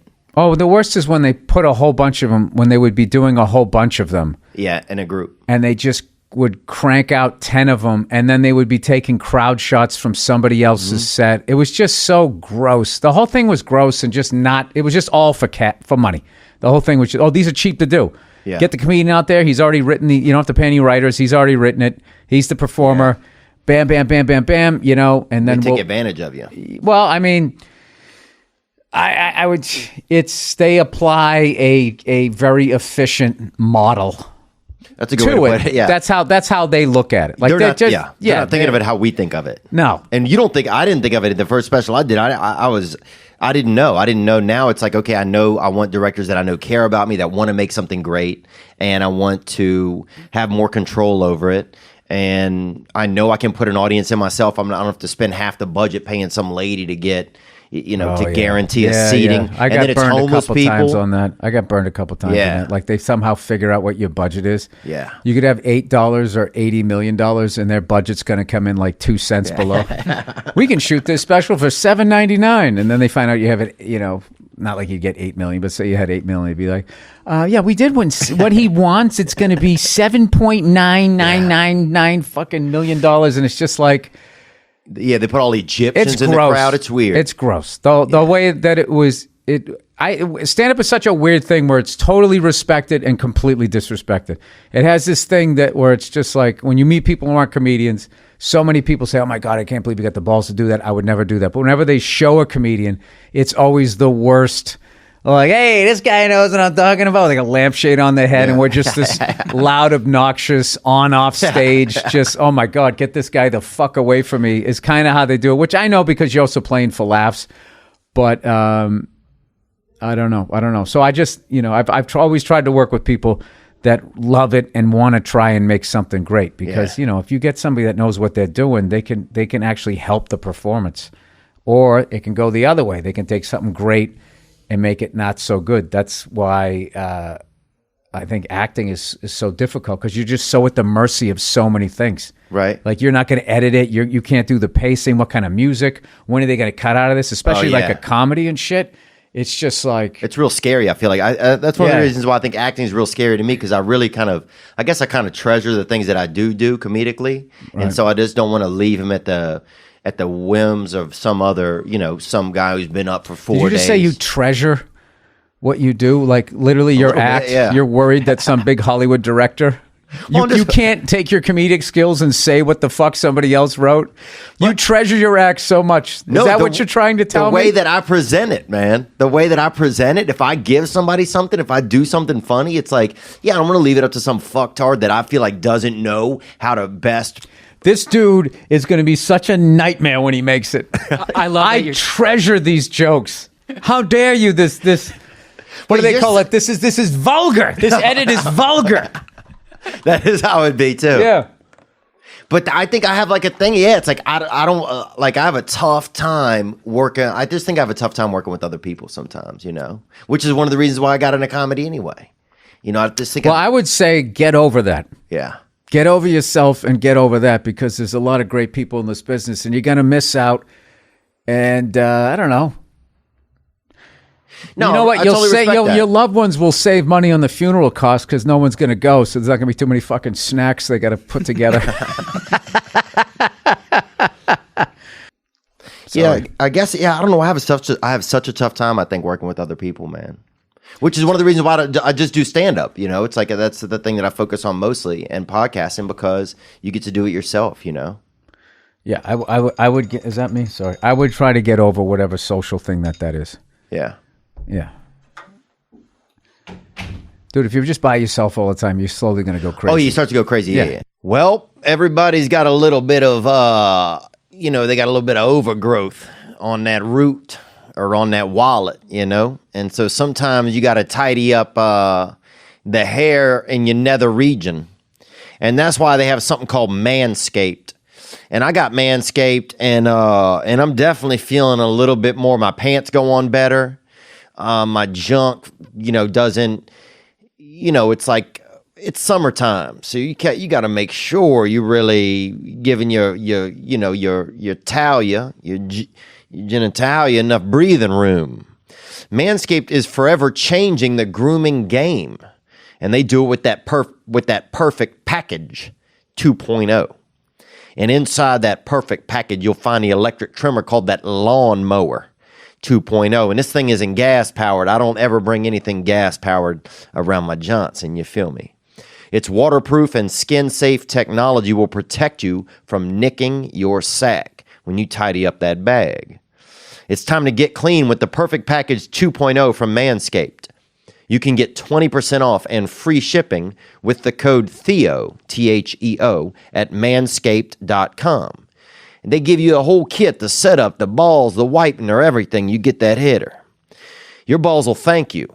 Get 20% off and free shipping with that code Theo at manscaped.com. That's 20% off with free shipping at manscaped.com. Use the code Theo and tidy up your regions. We had a question that came in about a special, didn't we, Nick? About the special, no. Actually, we did not. But you want to go to a video question? Yeah, let's do it. Yeah, let's do it. Gang.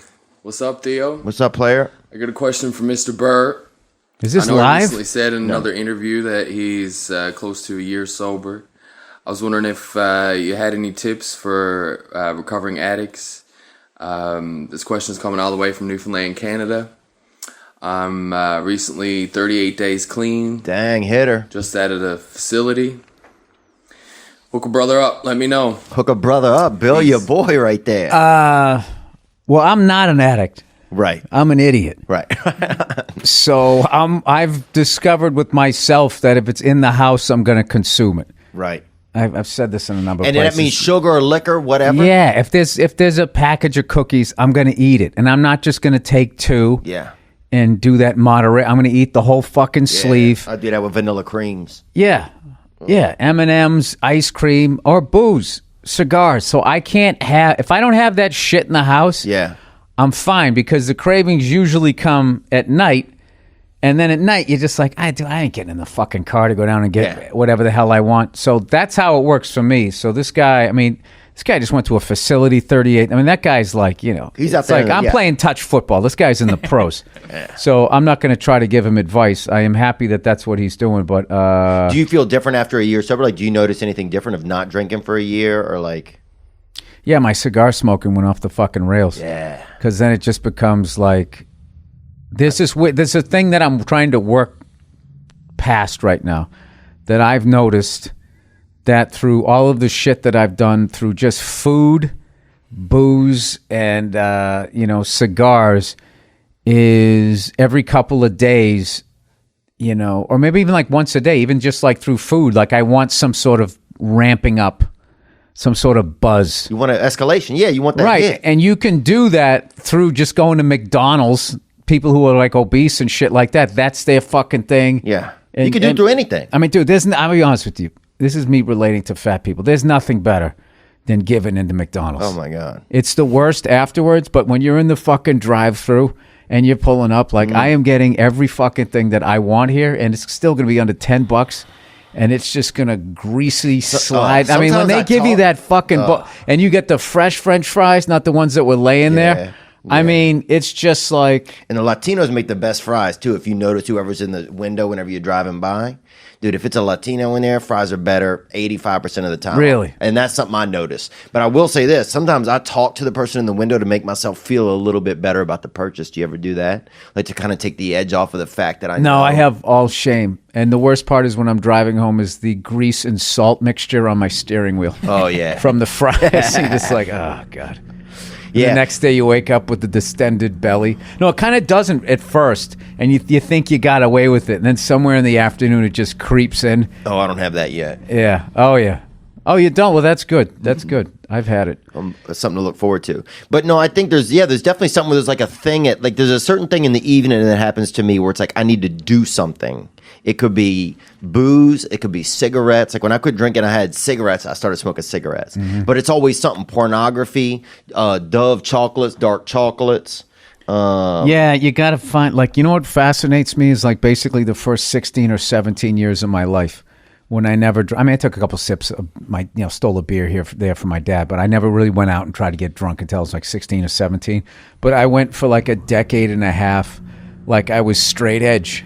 You know what I mean? And Yeah. But the thing was, Oh, you told kids you were straight edge? You're like, I don't drink, man. I'm good. No, just out of being a kid. It's not like your first 10 years of your life, you're like, fuck, playground, man, I need a drink. And it's just not where your world is at. And the thing was, it's Pandora's box. Then once you catch a buzz, then it's just like, oh, man, this is this other kind of living. And it's I didn't understand that. I was kind of using that as like a. I'm not saying I'm never gonna fucking drink again, but I had to like. I kind of just had to like step back and just be like, all right, because the reality is I got a kid, so I just didn't want to be that. I'm like, yeah, you don't want to be drunk when your kid's around. I'm like fucking Lou Grant with a bottle of whiskey in the. Remember that on Mary Tyler Moore show? I don't She'd have a remember rough day and she'd come in. And I don't remember the whole show. I can explain it to you. Yeah. If I can explain it to you. This fucking guy I don't know what that is. All right. No, I believe it. I don't know. And the second I started to explain, like, I don't know the whole show. All right, I get it. I believe That's that comic ADD. Like, I don't want to I'm not into it. I don't want to hear it. I got it. Your show. Go ahead. Continue. I remember. All right, let's talk about old shows then. We don't have to. It was so funny how you bailed twice on that. You Patty Duke. What about that? You made me feel like an asshole. Like that was the 15th time I fucking brought it up. Sorry, no Mary Tyler Moore.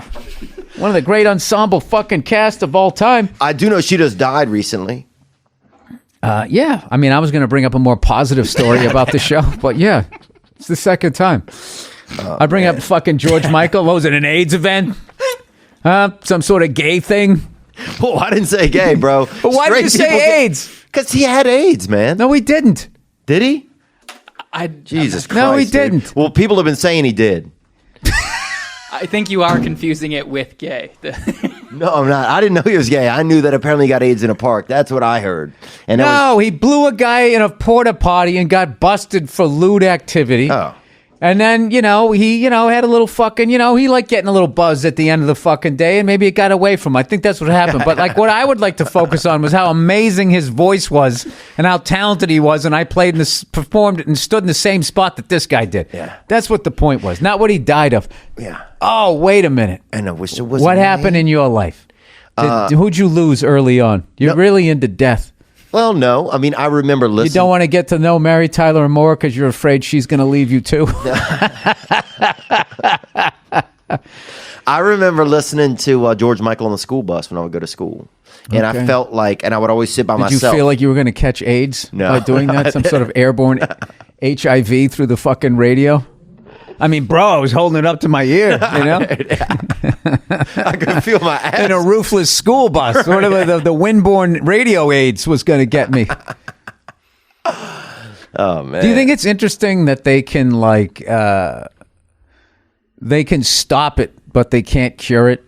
And all those comics that have done bits about how basically the money is in the treatment, not in the cure. Yeah. And they kind of learned that with polio. Because it seems like they cured it, but they're not going to 100% cure it because they want you to keep coming back. For the drugs. And get people on, which probably fuck with your liver.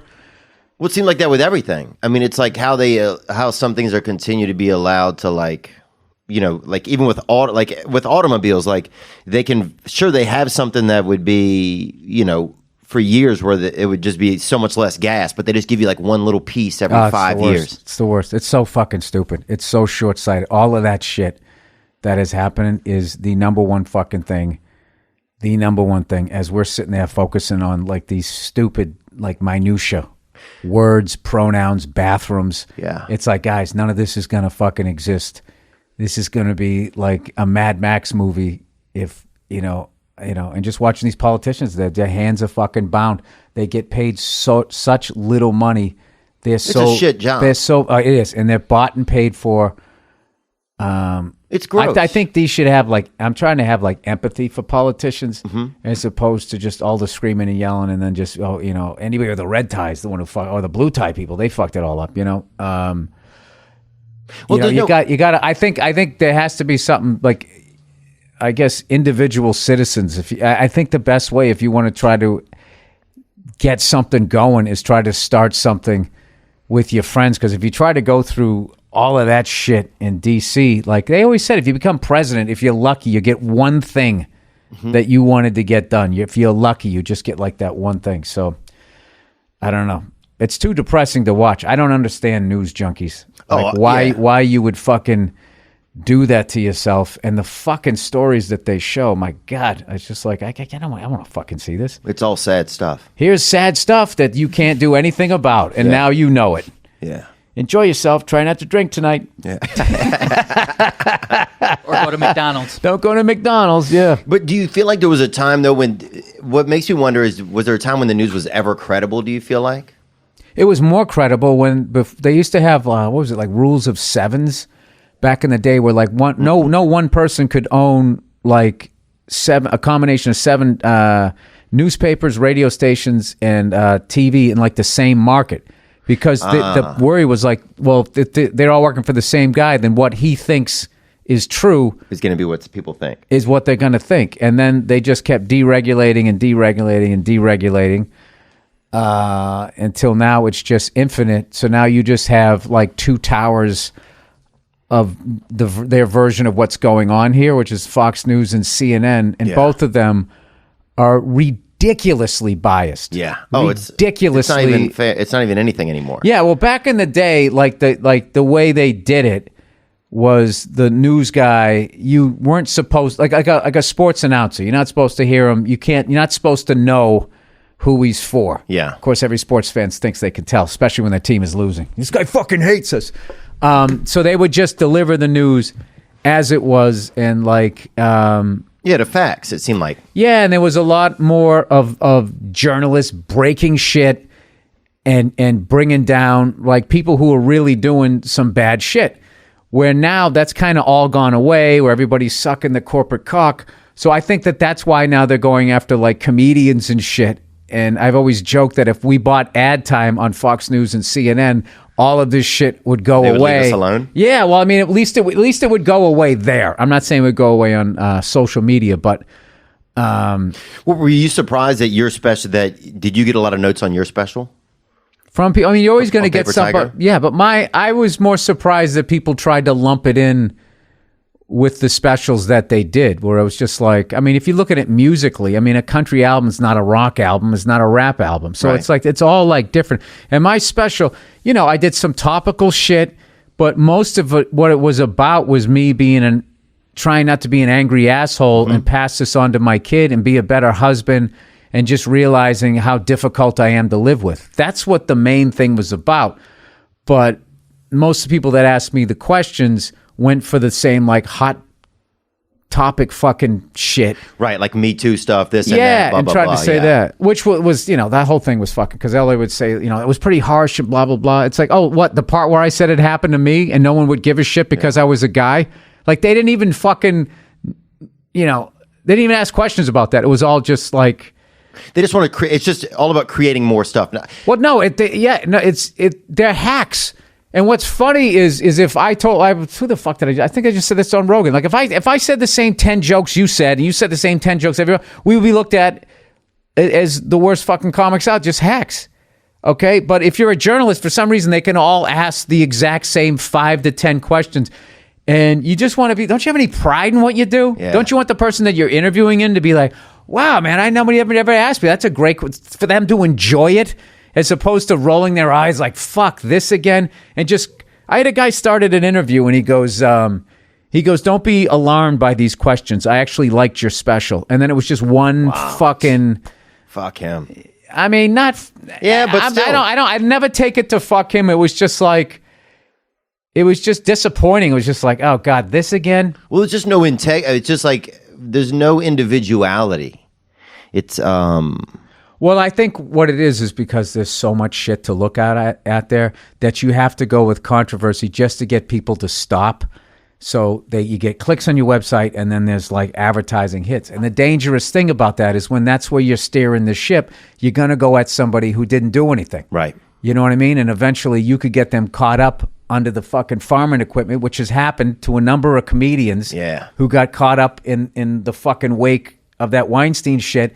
And, just to watch all of these so-called social justice warriors to sort of just collectively turn a blind eye to that because they're so worried about like losing this hold that they have. And it's just like, but they're losing the hold. Do you feel, that hold I feel like it's like, I feel like so many more people go out to see comedians that have podcasts. No, I think that it's just adjusting to where it needed to go. It probably had to go past.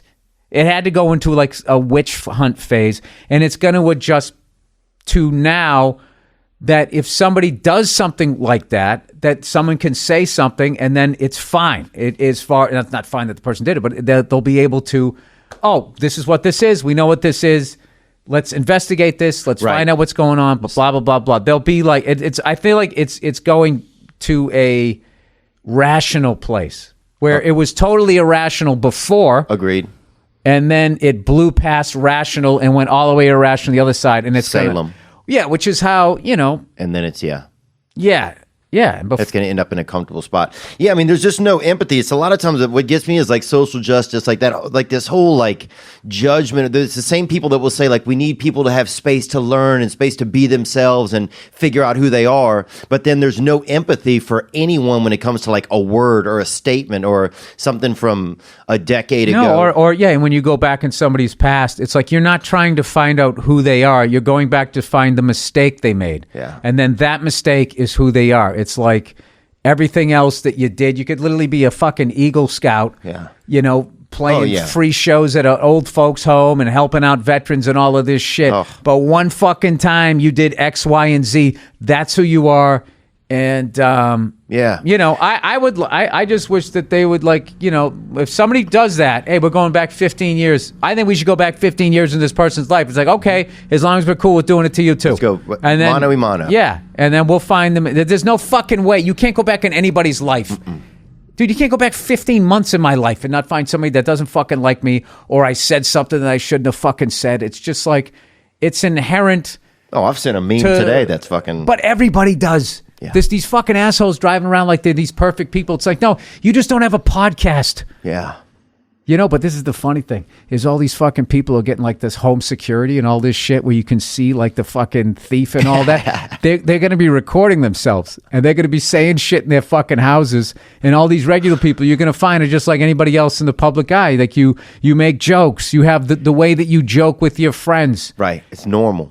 Yeah, you know it's a joke. They don't know it's a joke, but then they hear your private conversation. They try to take it out. It's like, first of all, this is a private conversation you shouldn't have been listening to. Yeah, there's no context. That's the problem with all of social media and everything. That's a problem even with it's like you can see something even on Facebook or anywhere, and you see something, and you just see that clip, that bit, and you're like, it gets a reaction, but you don't see the timeline. So you don't have any context of where it plays. Yeah. And so then people constantly react. We got a kid laying in his bed right here who sent this video in. He had a question. It's related to all this.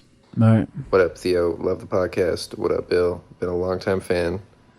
I'm sending in this video directly from my bed with an open-ended question. What do you guys think of that comedian, Shane Gillis, that was just let go from SNL? Or really just what do you think of the situation in general? Thanks. Gang, gang. And you guys commented on this on David Spade was that last night? Yesterday? Yeah. No, I think I just answered it. I don't think it's fair. I wouldn't want to be judged by one thing that I did. Yeah. 10, 15 years ago. So that's personally something I wouldn't do. I would never do that to somebody. Right. And it's just I think it says a lot about you as a person that you went out and did that to him. I mean, I don't think, you know, I mean, especially like as you're starting out as a comic or you're riffing and stuff. It's just like, dude, I got a bit in my act right now that like the first time I told it, 2 women screamed at me and walked out and fucking then So waited to tell me go fuck myself and all that. And I got into them with and then I honed it. The other night, same fucking joke. This woman came up to me and she says, oh my God, I feel like you were talking about my life. And it's just like, so what am I though? Which guy am I? Am I that fucking guy that made the 2 women get fucking mad and then I told them to go fuck themselves and then they yelled at me? You know what I mean? Are they better than I am? You know what I mean? I just don't get how that works. Well, yeah, I just don't see how there's no long-term value in it. It just ends up with a witch hunt where we all cancel everybody. And I also think SNL was getting shit for never having an Asian cast member. So then he said something about Asians and then they had to look past their own bullshit. Their bullshit. It's like if he gets canceled, why doesn't SNL get canceled? It took him 40 fucking years to finally cast somebody Asian. That's okay. But and this Asians guy have says been here forever. And this guy says one fucking drops us, that's it. And then he's done. And then that's who he is. Forever. Yeah, and this thing, I don't know the guy, so I don't know who he is. But I'm not going to just watch fucking an 8-second clip of somebody on a podcast and be like, okay, I know who that guy is and whether or not he should. And then forget about the fact that like how the punishment works. Like, I think how the punishment works as far as being a stand-up comedian is if you sell tickets and you're actually going to make some money, you should never do stand-up again. Yeah. But if you're not going to sell tickets, it's okay for you to start a career as a comedian or continue flailing as a comedian. It doesn't even make fucking sense. Yeah. None of it does. But like I said, I think it's adjusting back, but it's going to take some balls on corporation side to not give into this shit. Right. And why? Because I can tell you this, because God forbid one fucking nickel rolls out the fucking door for an hour. God for fucking bid. They don't give a shit. It's all about their brand and keeping this fucking thing going. And we're not, I mean, I get it to one level. We're not going to let one person fucking destroy a 40-year march. Right. I get that, but I just think that how quickly they just cut and run. But just to stand up and say, hey, look, we understand, we're a company that understands that people are people and we all make mistakes and we all do things maybe out of context from 15 years ago in our life, and we're an understanding company. I think half of the world would support that. But the thing that they then let this guy go because of that is now you're validating that this one bad thing is who this person is. Right. And now he has to fucking carry that. Like that's going to be like his thing, and it's just like it's that'd be so tough. It's horrifically not fair. That's not fair to the fucking kid that did that to him. Whoever started that, it wouldn't be fair to do it to that person because there's no fucking way you can't go back and do this to somebody. And imagine, like, what if that kid's supposed to be, Shane Gillis is supposed to be one of the best comedians ever? What if he, that's his destiny, or he's supposed to do something novel and you also through his grow. craft. You also grow the more you travel. If you have your fucking eyes and your ears open. Oh yeah, it's the best thing about traveling because then you have friends, you have frames of references, and then shit that people say. And it's funny. Then you go back to your hometown and the shit that people were saying that was making sense. Now you can step back and be like, that's not right, or that's not cool to say that. Oh, I remember the first time I went to Africa, man, I was like, holy shit. I had no idea that like other countries, I mean, I knew they were like real, from books and from like the globe, but I didn't know they were real till I went there and put my feet on them. Like no, but I know what you mean. It like didn't register. You know what was great is so fucking mind blowing is when you go to Asia and you go there and because they don't pay attention to it other than this fucking horse shit where we're trying to start wars with people. You go there and it's literally like you went to another planet. Yeah. You show up and it's like they have their own pop stars, their own airlines, their own, it's exactly like here, completely different. And it's just like, oh, this is their CVS, this is their something. And it's just, it was the fucking coolest thing. And there's different like cars like, that they just don't put out here in the U.S. Yeah, like they'll have like a couple like Peugeot's like a big thing. Like I kind of saw when I was over there, but like that was sort of the thrill of going over there was watching like, all right, and like you get like who's their Guns N' Roses? Like who makes these fucking people go crazy, and like their AC/DC and all that shit. So I really got into the music when I was over there. I couldn't understand what they were saying, but like. But the energy you could... But just like laughing, watching it, and then you'd see the way the person was dressed and how the crowd was reacting. Is this China? Where was I? I think this was Singapore, Hong Kong, Mumbai. But the whole thing, just traveling through all of it. Right. Oh, Mumbai's beautiful. Yeah. Man. And Singapore Airlines, where they still have like the hot chick fucking stewardesses, which for some reason that became like we discontinued that. Yeah, like this asshole thing, dude. It's the greatest thing ever. And they all, if you watch them in the airport, they'll move like a school of fish almost. They're all in a group in formation. They're all in like it's like a young, beautiful military, dude. I know, and you're just sitting there like it makes you happy to be on the airplane. Yeah. God forbid. Yeah. God forbid. And then people just sit there. Oh, because she has to be beautiful. Yes, I mean that's fucking part of nature. Yeah. It's people are trying to act like that isn't a fucking thing. Anyway, so nature is a thing. But here's the thing. Before I fucking did 20 years on the road and then fucking go there, like shit to me that was like factually acceptable, joke acceptable, and all of that was just it adjusts. Yeah. Yeah, it adjusts, man. So, look, I didn't realize how many people, like, I grew up in a small town. Like, we just had, it was like probably maybe 70% white, 30% black, and it was pretty poor town. And I remember going to Africa. It was the first country I ever went to. And I was like, holy... It's a continent. It's not a country. Yeah. And I remember thinking, holy shit, dude, all these people are going to be in heaven. That's what I never realized. And I was like, fuck, because I'd always pictured heaven like just the people from my town were going to be there. And then I remember going to this place and being like, holy shit, man, what are we going to do now in heaven? It's going to be packed. That was my first thought. Do you believe in heaven? Yeah. And I thought, well, when we die, dude, it's going to be packed. And so then suddenly I had all this anxiety, I guess not anxiety, but just like, fuck, man, now I got to rethink what your my heaven? afterlife, yeah. And so I was like, rethink my heaven. Is there room for Africans in your afterlife? And there's a lot of room for them. Dude. You got to see how many are coming, bro. You got to see how many are coming. But then I went to India. I went to India one time, and I saw like some kids there smiling and playing. And dude, to this day, I've never seen as much joy come out of like a group of kids than for some reason just like. I had a great time in India. In Mumbai, they were like friendliest people. Well, they were ball breakers. I was really amazed at the sense of humor that was over there, because that's not something you hear about when we talk about India. We talk about the food, we talk about the religion, caste system, the sacred cow, all this hacky shit, the style of dress, but they never talked about the people. And I got there, and they were really, really funny, like. Just ball breakers, like the comics like broke balls. It was really, really funny. And it was that was a great time. It was just a little scary to go to, as far as like when I got I had to get a work permit to go there, and then when I went there I had to get them to sign a piece of paper so it was okay for me to leave.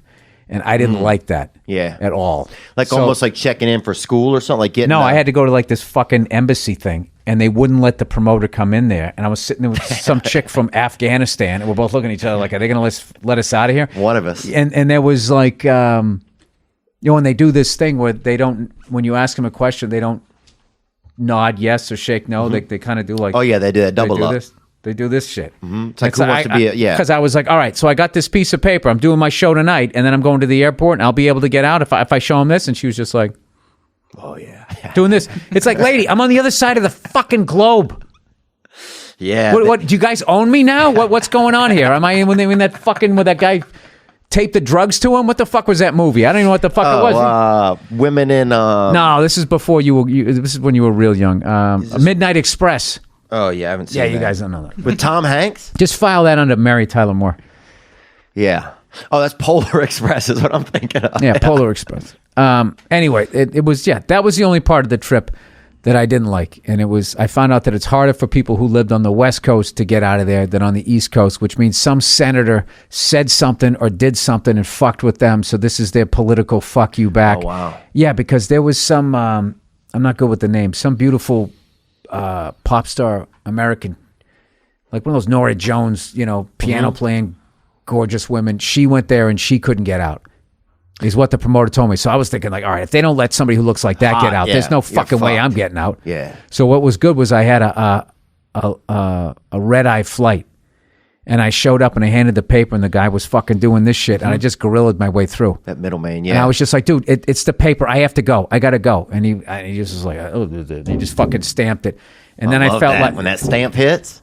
I don't. I like when I landed another airport and get on a different fucking plane. We were connected in Dubai. And I was just like, as we were on the tarmac, I felt like I was in that Ben Affleck movie, that Argo. Oh, yeah. Argo. Yeah, that like was a good movie. The Jeeps were going to come along the side. So once we took off, I was kind of okay, and then when we landed in Dubai and we switched over to Air Emirates, which I swear to God is one of the most insane fucking planes. I've seen pictures online. I've seen them. And I used my Sky Miles, so we were like sitting up top first class. So when I got in there and I went to go to the bathroom, and I went in the back, dude, there was a fucking bar that you could stand up while the plane was going. It was like a semicircle. It had enough for like 6 people to stand around. So I came back. I said to my wife, I go, Nia, come on back here. She goes, for what? I go, come here. I got to show you this. And she's like, what? I got to fucking look at the bathroom. So we come walking in. And she saw the bar. I said, I'd like to buy you a drink. So then we sat down on like this bench that had like this giant seat. I can't tell. No, it must have been individuals, because what if you sat down with some stranger? You wouldn't want to do that. But I remembered it as one big seatbelt. But we just sat there on a bench. And I was just laughing, acting like I didn't know her and hitting on her in like a Ron Burgundy kind of way. So we were just cracking up. And it was just this fucking awesome flight. That was such an amazing trip, because we started in LA, went to Australia, did a whole run there, went to New Zealand, then Singapore, then Hong Kong, then Mumbai. Wow. And your wife went with you the whole time? Yeah. Before I had a kid. And then we connected in Dubai and then flew to New York. Then I did some gigs there and then I flew. So I literally flew around the world on that. So that gets back to you, who are like, Africa exists, but you don't know how it exists till you go there. Oh, yeah. And that was the thing where like flying, it's just like, yeah, it all exists. Or this is like, it's not Steven real. Spielberg, they paid him to come up with some sort of like scenery shit and give you the sensation that you were flying. I don't know. Yeah, I don't think they can do all of that. I think a lot of people get in all of that, the flat earth and this and that, but I don't think that that's really, I think there could be something going on. I don't think that that's it. That's too easy of an answer. As far as what? As far as them making people, like getting people to act and stuff in Africa and getting people, I don't think somebody's like making, Oh, I thought you were talking about flat earth. Oh, I don't think somebody's blowing a whistle. You would literally have to have the world scientists in every single country join on the same lie. They can't do it. But if they were able to do that, then all these wars are a lie then. Yeah, they can't do that. By the way, how much longer are they going to keep saying like Iran did something? They're just forcing us into that. Like, how the fuck are we going to pay for Every this? other day there's an article. I don't know. I think they want us to go bankrupt. A fence fell down in Saudi Arabia. We think Iran did it. You know what that's reminding me? Remember that great Bill Hicks bit where he was like, the pick up the gun? Oh, God, you got to hear that one. He's a reference to a Jack Palance movie, which you don't know, and you probably don't give a shit. But I remember Barnaby Collins, remember him? Barnaby Jones? Yeah. Barnaby Jones. Now, that's the one I didn't watch. Fuck. Oh, it was good, man. Rockford Buddy Files, Ebsen. Maddox, Y50, the original. Buddy Ebsen, remember him? Buddy Ebsen, no. I think he played Barnaby Jones, real hitter. Who's this right here? Oh, Antonio Brown. I would love to get Bill's thoughts on Antonio Brown. This is him farting in the face of the doctor. Yeah, this is unbelievable. Oh, God. Farted fast, too, I heard. It was in his face, though. Bodybuilders. This is pretty freaking low. I gotta stay away. Damn, bad. Damn. That one shitty. I had a lot of fun. I feel like that was a little overblown, but that was just one more in this series of incidences. What are your thoughts on him joining the Patriots? Here you go, I Bill. think he's a great player. Paul Verzi had the best take on that, I thought, where he was wondering if some of the concussions, because he was a really quiet guy, in the first half of his career, and then all of a sudden, out of nowhere, there's all like this erratic behavior. I'm not talking about the no, but there seems like a big shit, ego stuff. Yeah, there's more of a there's a lot of surrounding him. It's like Kanye. I don't know what's going on. I don't know what's going on with that guy. But I'll be honest with you, he was always on the Steelers, so I didn't really watch a lot of his interviews. But I just don't ever remember him having much of a problem while he was with Pittsburgh until the end. Then all of a sudden, it just became like this this thing, and then he goes to Oakland. He has a problem with the helmet or something like that. I don't know. I don't know, dude. I got to be honest with you. I really don't think any of that's any of my business.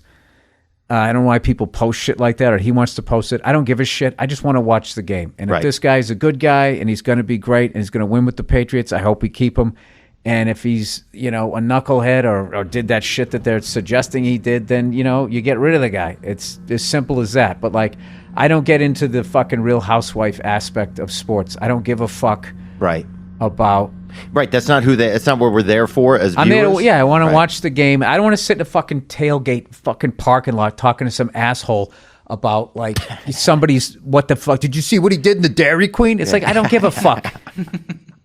Isn't that for the local authorities? What do I got to be, some gumshoe here now? What do you think about the scandal? Yeah, it's I'm a sports fan. I don't think. I just fucking watch this shit and react to stuff that has nothing to do with my life, and I enjoy it.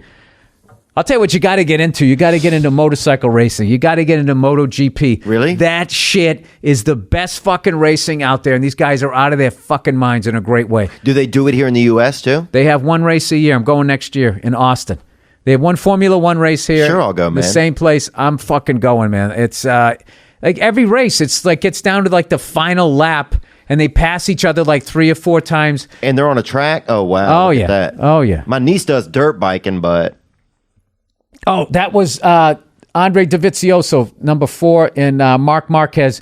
That was in... what the fuck one was that one? That last lap of that fucking race is insane. Wow. This is every last lap from 2019. Oh, it is. Yeah, Listen, so you don't get this in Formula One because once Lewis Hamilton gets in the front, you can take a fucking nap. It's over. Yeah. Look at that shit. The Ducati's trying to get past the How Honda fast there. are they going? On the straightaway, they go over 200 miles an hour, and I think they're doing 70 or something in the turns. It's fucking insane. Wow, that's ballsy. Yeah, dude, you have a lot of hobbies, Bill. I get into shit, man. You have a lot of things you like, dude. I need to get. Dude, and these guys, look at that guy, the guy with the white hair. Yeah, they are. That's Italian right there. Yeah, you can't get that. You can't have that much love in your fucking arms if you're not Italian, bro. Yeah. They all look at that. Look at those guys. Yeah, it's like they're on a fucking horse and they're banging into each other. See, now he came on the brakes too late there, so he went too hot in the corner. The guy in the red, so he ducked down. I don't know a lot about it, but I just watch this shit has me come up off my couch. Wow. You I wonder if they have radio in their helmet. You think they're probably listening to the boss, huh? No. Oh, look at that! You see him pop the wheel. That's wheelie out of frustration. Yeah. Fuck, he got me. Do you sometimes wish that you had another life to do something that was a little bit more violent like that? You think that's violent? That's a little. I mean, it's. I think the results. Well, if this is the thing, not violent or whatever that. What is it called when you're more adrenaline rush? Yeah.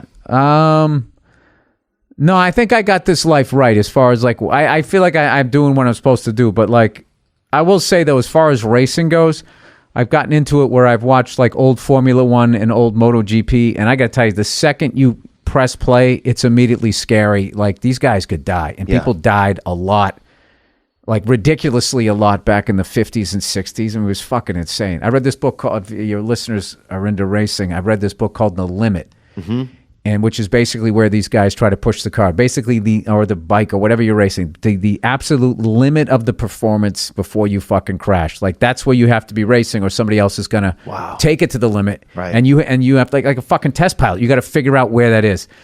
So this book is about the first American who won the Formula One. Mm-hmm. Yeah, it was a fucking amazing book. So. And he was the first American not only to win the championship in Formula One, but also to drive for Ferrari. And we were just considered inferior. Wow. Well, because we got all this space out here. So Formula One takes place in Europe. Well, I mean, I think it believed it started over there. I'm not quite sure over there, but it started over there. Brazil has it now. And then, they have a race there. Okay. But as far as the cars, it's mainly German, Italian, British got a car in there. I don't know. Just throughout the years, whatever. So this guy gets a job, the American, gets a job driving for Ferrari. So he gets his race car. In the film? In the book. In the book, yeah. So when he gets the car, he notices in the floorboards, I guess, which are just all metal, I think at that point, there was a hole in it. And it was basically the last guy who drove it got decapitated, and he bled out in the car, and how they hosed the water out. They just drilled a hole. So he's getting... Dude, it's fucking intense. Damn. So these guys... Dude, they would die. People in the crowd would die. They had one. This guy's fucking had an accident, right? They fucking hit each other. Mm-hmm. The hood came off, went into the crowd like a Chinese star, and decapitated like 6 people. And this guy landed on, like, you know those concrete barriers? Yeah, an embankment. Just landed dead in front of the car, on the all on fire. Oh, yeah. There's video of it. I forget where the crash was.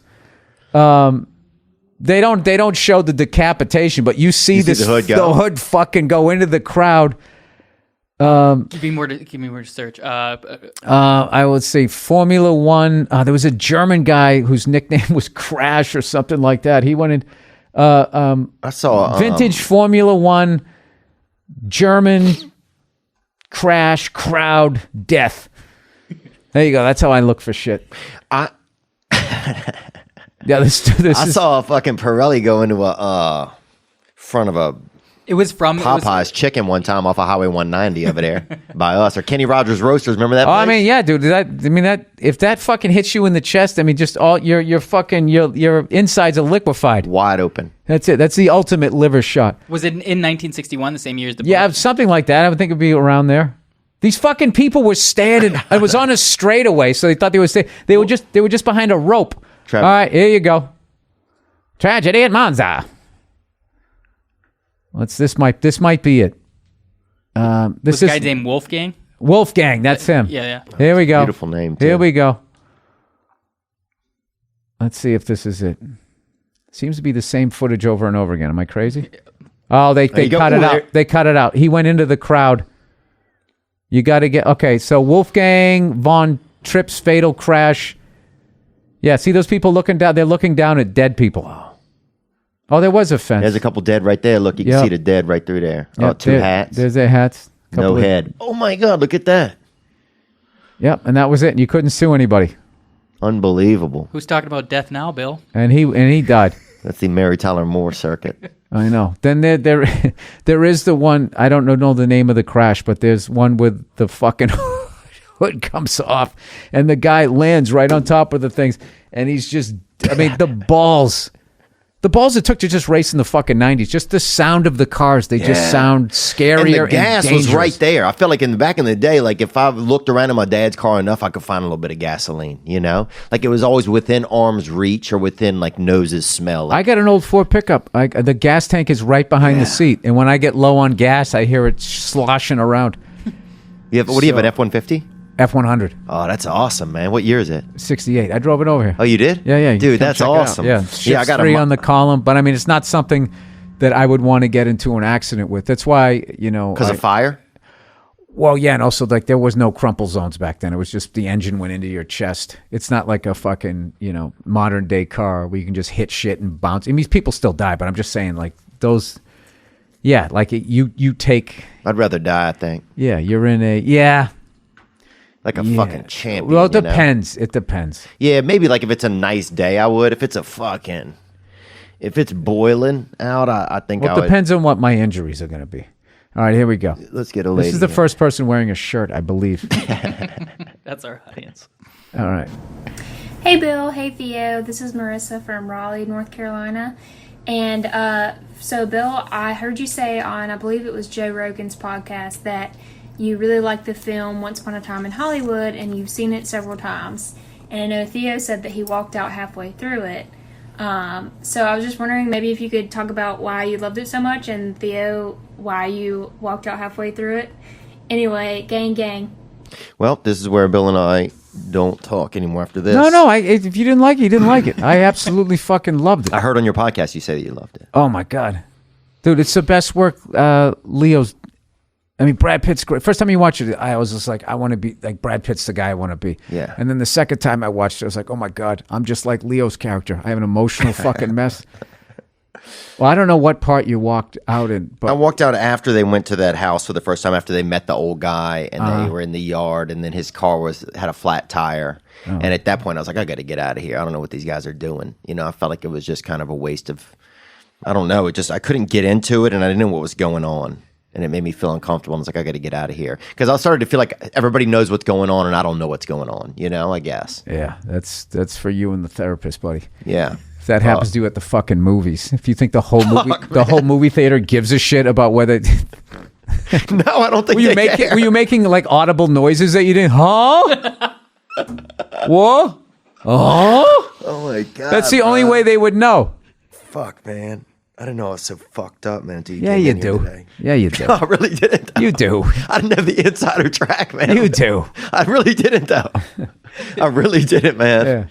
I'm not going to sit here and try to talk you into that masterpiece. It's one of my. It might be my favorite thing. That's what you said. That's unbelievable to me. You remember that show? Oh. Remember that movie, Dream Team? Probably one of the best movies ever. Remember Michael Keaton? I love Michael Keaton. What was the Dream Team? Will you show the picture of I've that? seen everything from Mr. Mom and the thing he did about like when he was trying to run the American car making company. Oh, that was a great one. I know what you're talking about. Hold That Tiger. That one when he has the light in the middle. No, that's Kevin Costner was in that. No, that was Tucker with Tucker. That was good. Yeah. How with, good was that? Tim Jesus. Robbins. They should remake that. There you go, right there. I never saw that one. Oh, probably one of the top 20 or 30 films ever, I think. It's in color, too. Dream Team. It's about 4 guys that they're in mental health facility and they finally get tickets to a baseball game. Oh, I never saw that one. I've seen most of his films. You ever see Founder? Is that about the dog that dies? Nope, that's about McDonald's. Oh, yeah. Oh, my God. Yeah. You saw that, right? You like that one? So good. There you go. You didn't walk out. You didn't feel like... See, that... I understand fast food. That one I like this one. Too much talking, can't handle. It was almost like if there was subtitles, I could see why you wouldn't fucking enjoy it. That one did it for me, bro. That Founder was so good. There you See, go. I love something that has, I think, more of like a like Glory. Remember that movie Glory about the slave fight from 1700? Wasn't that a Denzel movie? Matthew Broderick, Denzel Washington, yeah, Damon Wayans. Yep. So I don't think Theo likes slice of life because from what I've heard, that was Once Upon a Time in Hollywood. Not a ton of narrative arc. Just them. That's not slice of life. That's what people are saying. That's what people are saying, Bill. It is slice of life. Yeah, they're just living. Well, can we look up the definition? I didn't know what it...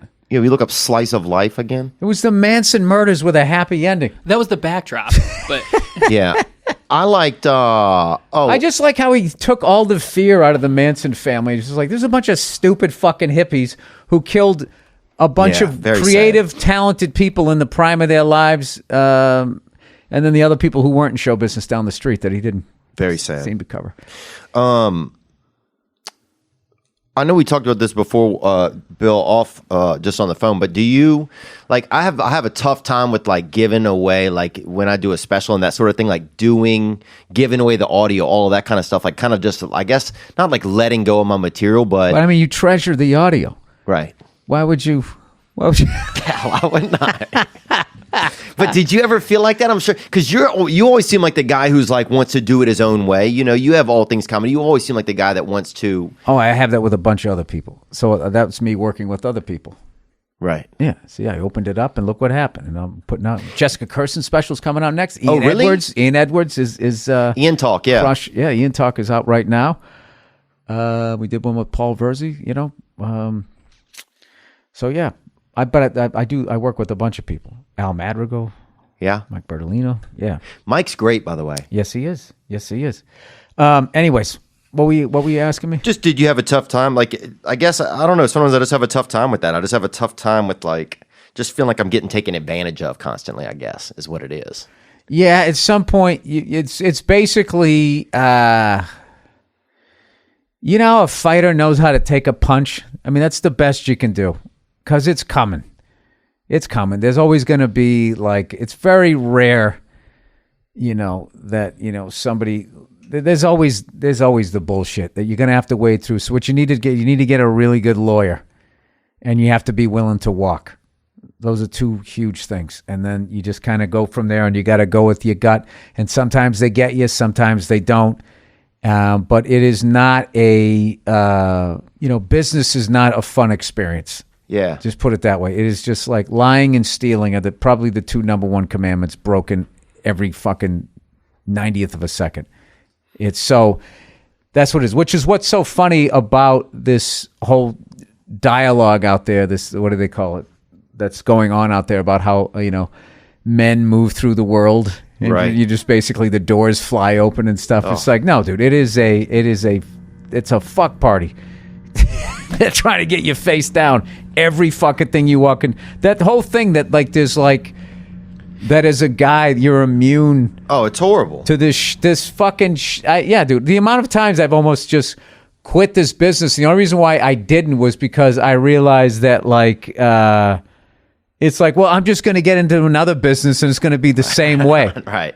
You know just what I the mean? nature of business. The nature of business is that there's just Yeah. people are going to fucking try to put your face down in their desk. And if you let them. Look, I'll tell you this. If you do a little bit of, gambling, if you like to get out there at the late night hours and lay a little wager down on something fancy, maybe they got a Weimaraner is going to do a run, is running uphill against a beagle, and you want to lay a few shillings on it. Well, you can. Maybe you got a shrimp and a seahorse want to wrestle, and you can do that in the yard and make you a little money. But at the end of a hard week, it's great to sit down, take some time off, and to watch football, a more popular competition. Do the smart thing when you do it, and go to mybookie.ag. No one gives you more ways to win than they do. MyBookie. I just accidentally laid a wager last week. I wanted to bet the New Orleans Saints and that they get 10 wins. Accidentally bet they get under 10 wins. Next thing you know, Drew Brees goes down, and I got a shot. So I got a shot. Accidental, but maybe you can do better than I can. Don't forget where you're betting is just as important as who you're betting on. You don't want to be betting on one of these places. They're not real. And it's just a lady at her house counting all your money, If you're the kind of guy that likes to bet a little and win a lot, try a parlay. If your picks come through, you multiply your winnings. That's how you do it. Join now, get MyBookie, and they'll double your first deposit. Yep. So if you want to lay a certain amount, then they'll match it for you. It's like a 401k for gambling. Use promo code Theo to activate the offer. That's promo code THEO. Visit mybookie.ag today. That's right, mybookie.ag today, and they will double what you lay down, that bonus amount. And you play, you win, use code Theo. This past weekend is brought to you by, Skillshare. You got to have an ability. Some people, they might have an ability to make a snow cone, or they do painting. Somebody do flooring. Somebody do fluoride, a dentist. But Skillshare, they do online learning. It's a community with more than 25,000 classes in business, design, and more. You can find all types of ways to make your curiosity, your creativity, and your career feel vibrant. You can take classes in social media marketing, mobile photography, creative writing, even illustration. Whether you're looking to discover a new passion or get that side hustle or get those pro skills, those professional abilities, Skillshare is there to keep you learning. Join the millions of students already learning on Skillshare today with a special offer just for TPW listeners. You can get 2 months of the enigmatic Skillshare for free. That's right, Skillshare is offering our listeners 2 months of unlimited access. You want that access to over 25,000 classes for FREE. Go to Skillshare.com/Theo Von. Again, go to Skillshare.com/Theo Von to start your 2 months now. That's Skillshare.com/Theo Von. Get a skill and get out there. I'll give you one. There's even fuckovers on little shit. Watch your rider on the road. Don't have a bunch of shit on your rider, because they're going to go out and they're going to buy all of it in the biggest size and overcharge you, and you're not going to consume it, and then they're going to take it home themselves. Jesus. Yeah. Which is why my rider's like bottled waters and a salad with the protein. Yeah. I got blueberries and a little bit of cut turkey from the deli. Yeah, that's what you want to do. But if you start having like lamb or something, liquor and all, no, I'm just talking like, I want these candies, I want this, they're going to buy the Halloween fucking pack, all that. And that right there will be a way to fucking skim $200 from you. Yeah. That's just at that fucking level. Forget about all the other shit. You know, you get in with promoters and they double, triple, quadruple fucking dip. It's it it's makes like, me do you remember? so mad Did you ever sometimes. have to? You can't because then it makes it hard for me to do my work because I get so fucking mad having to be my own business person sometimes. You know what I'm saying? Like, or having to feel like I'm getting, I don't know. It just makes me you can't take angry. it. The problem I have is that the people who do it sleep at night comfortably. They're just like, you know, I mean, that's how business is done. This is how we do business. It's like, that's how you do business. You can't do business unless you're just fucking somebody over and stealing from them. Yeah, man. How do it you makes me feel when you sad. sit in your fucking hot tub? I don't know, whatever. I got fucking issues in other areas. Yeah. Dude, I love that line from your special about the lady in the hot tub. You're like, you're fucking sitting right there next to me. Oh, yeah, the way white women have divorced themselves from their own white privilege. Bro, I fell off of my couch when you swung said their that. Gucci boot over the other side of the fence to be victims is fucking hilarious. Let's take a question right here. We got another one. Speaking of a white guy right here with all his fucking privilege, sending this in. Hey, Bill, Theo, this is Luke. Hey, Theo, I was just wondering if you've ever flown in a helicopter. Bill, would you take him up? That would be kind of a fun little trip. And Bill, I know you're working on your instrument rating. Keep plugging at it, man. I'm an instrument and commercially rated fixed-wing pilot. So I know what you're going through. Just hit that far aim, brother. Take care. I never been in a helicopter. I've been in I've been in a Black Hawk one time actually, and I was doing a show in Basra or something, and I got a blowjob on an unsecure airfield from a female, and in the middle of the night in a Black Hawk helicopter. Praise God, brother. Well, there you go. So yes, he's been in a helicopter. So I have been in one, but only with a gun. You know, only when people had guns. Do you keep a weapon on yours or no? On what? In your I don't know if you have a helicopter, or if you rent a helicopter. Do I really have to answer that? He knows goddamn well I don't have a weapon. Why are you doing this? You don't? You wouldn't have a gun? I don't think it's. I don't think it's obtuse, really, to think you might have a weapon in there with you. Think about it. Yeah, think about it. Okay, all right. You think about it. All right, man. Just a small gun, dude. Just a handpiece. Yeah, no. Okay. Fine, Bill. It's just a fucking ridiculous question. I thought it would be. You bringing Uzi up there when you fly? Fly is a hobby. Here's another question about Bill's interests. That guy looks like me a little. Hey, Theo. Hey, Bill. Hey. Theo, I'm really looking forward to seeing you in a couple weeks. The Rat Pack's going to see their Lord and Savior in Bethlehem, Pennsylvania. Praise to God, brother. Praise I'm God. currently smoking a Sir Robert Peel. Slobbering all over it. That name's pretty pretentious, but onward. Bill, Yes. my question to you is, in smoking these Nick sticks, it's been my experience that the group of people, the subculture, there's less knuckleheads. Yes. Is that your experience? Yes. And what's your favorite cigar and or brand?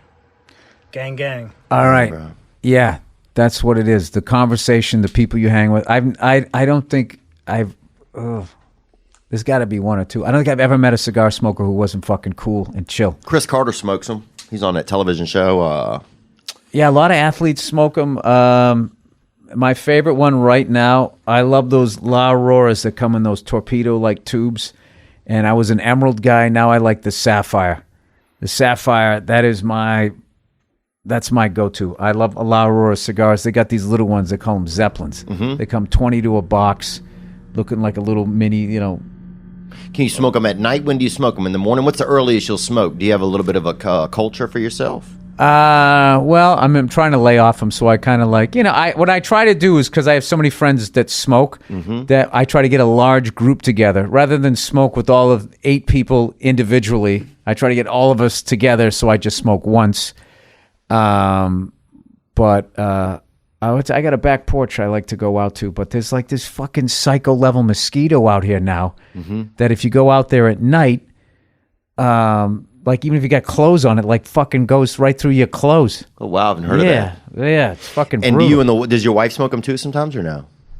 No, she doesn't. My wife's cool as shit. She's all right with it. Like, she sees me all like wound up. She goes, "Why don't you go smoke a cigar?" Oh wow. Yeah. Go do some stand-up. I think you need to go do some stand-up. Like, she kind of like manages I start bouncing around the fucking house. Like, do you need to go out tonight? Like, what's going on with you? I go, probably.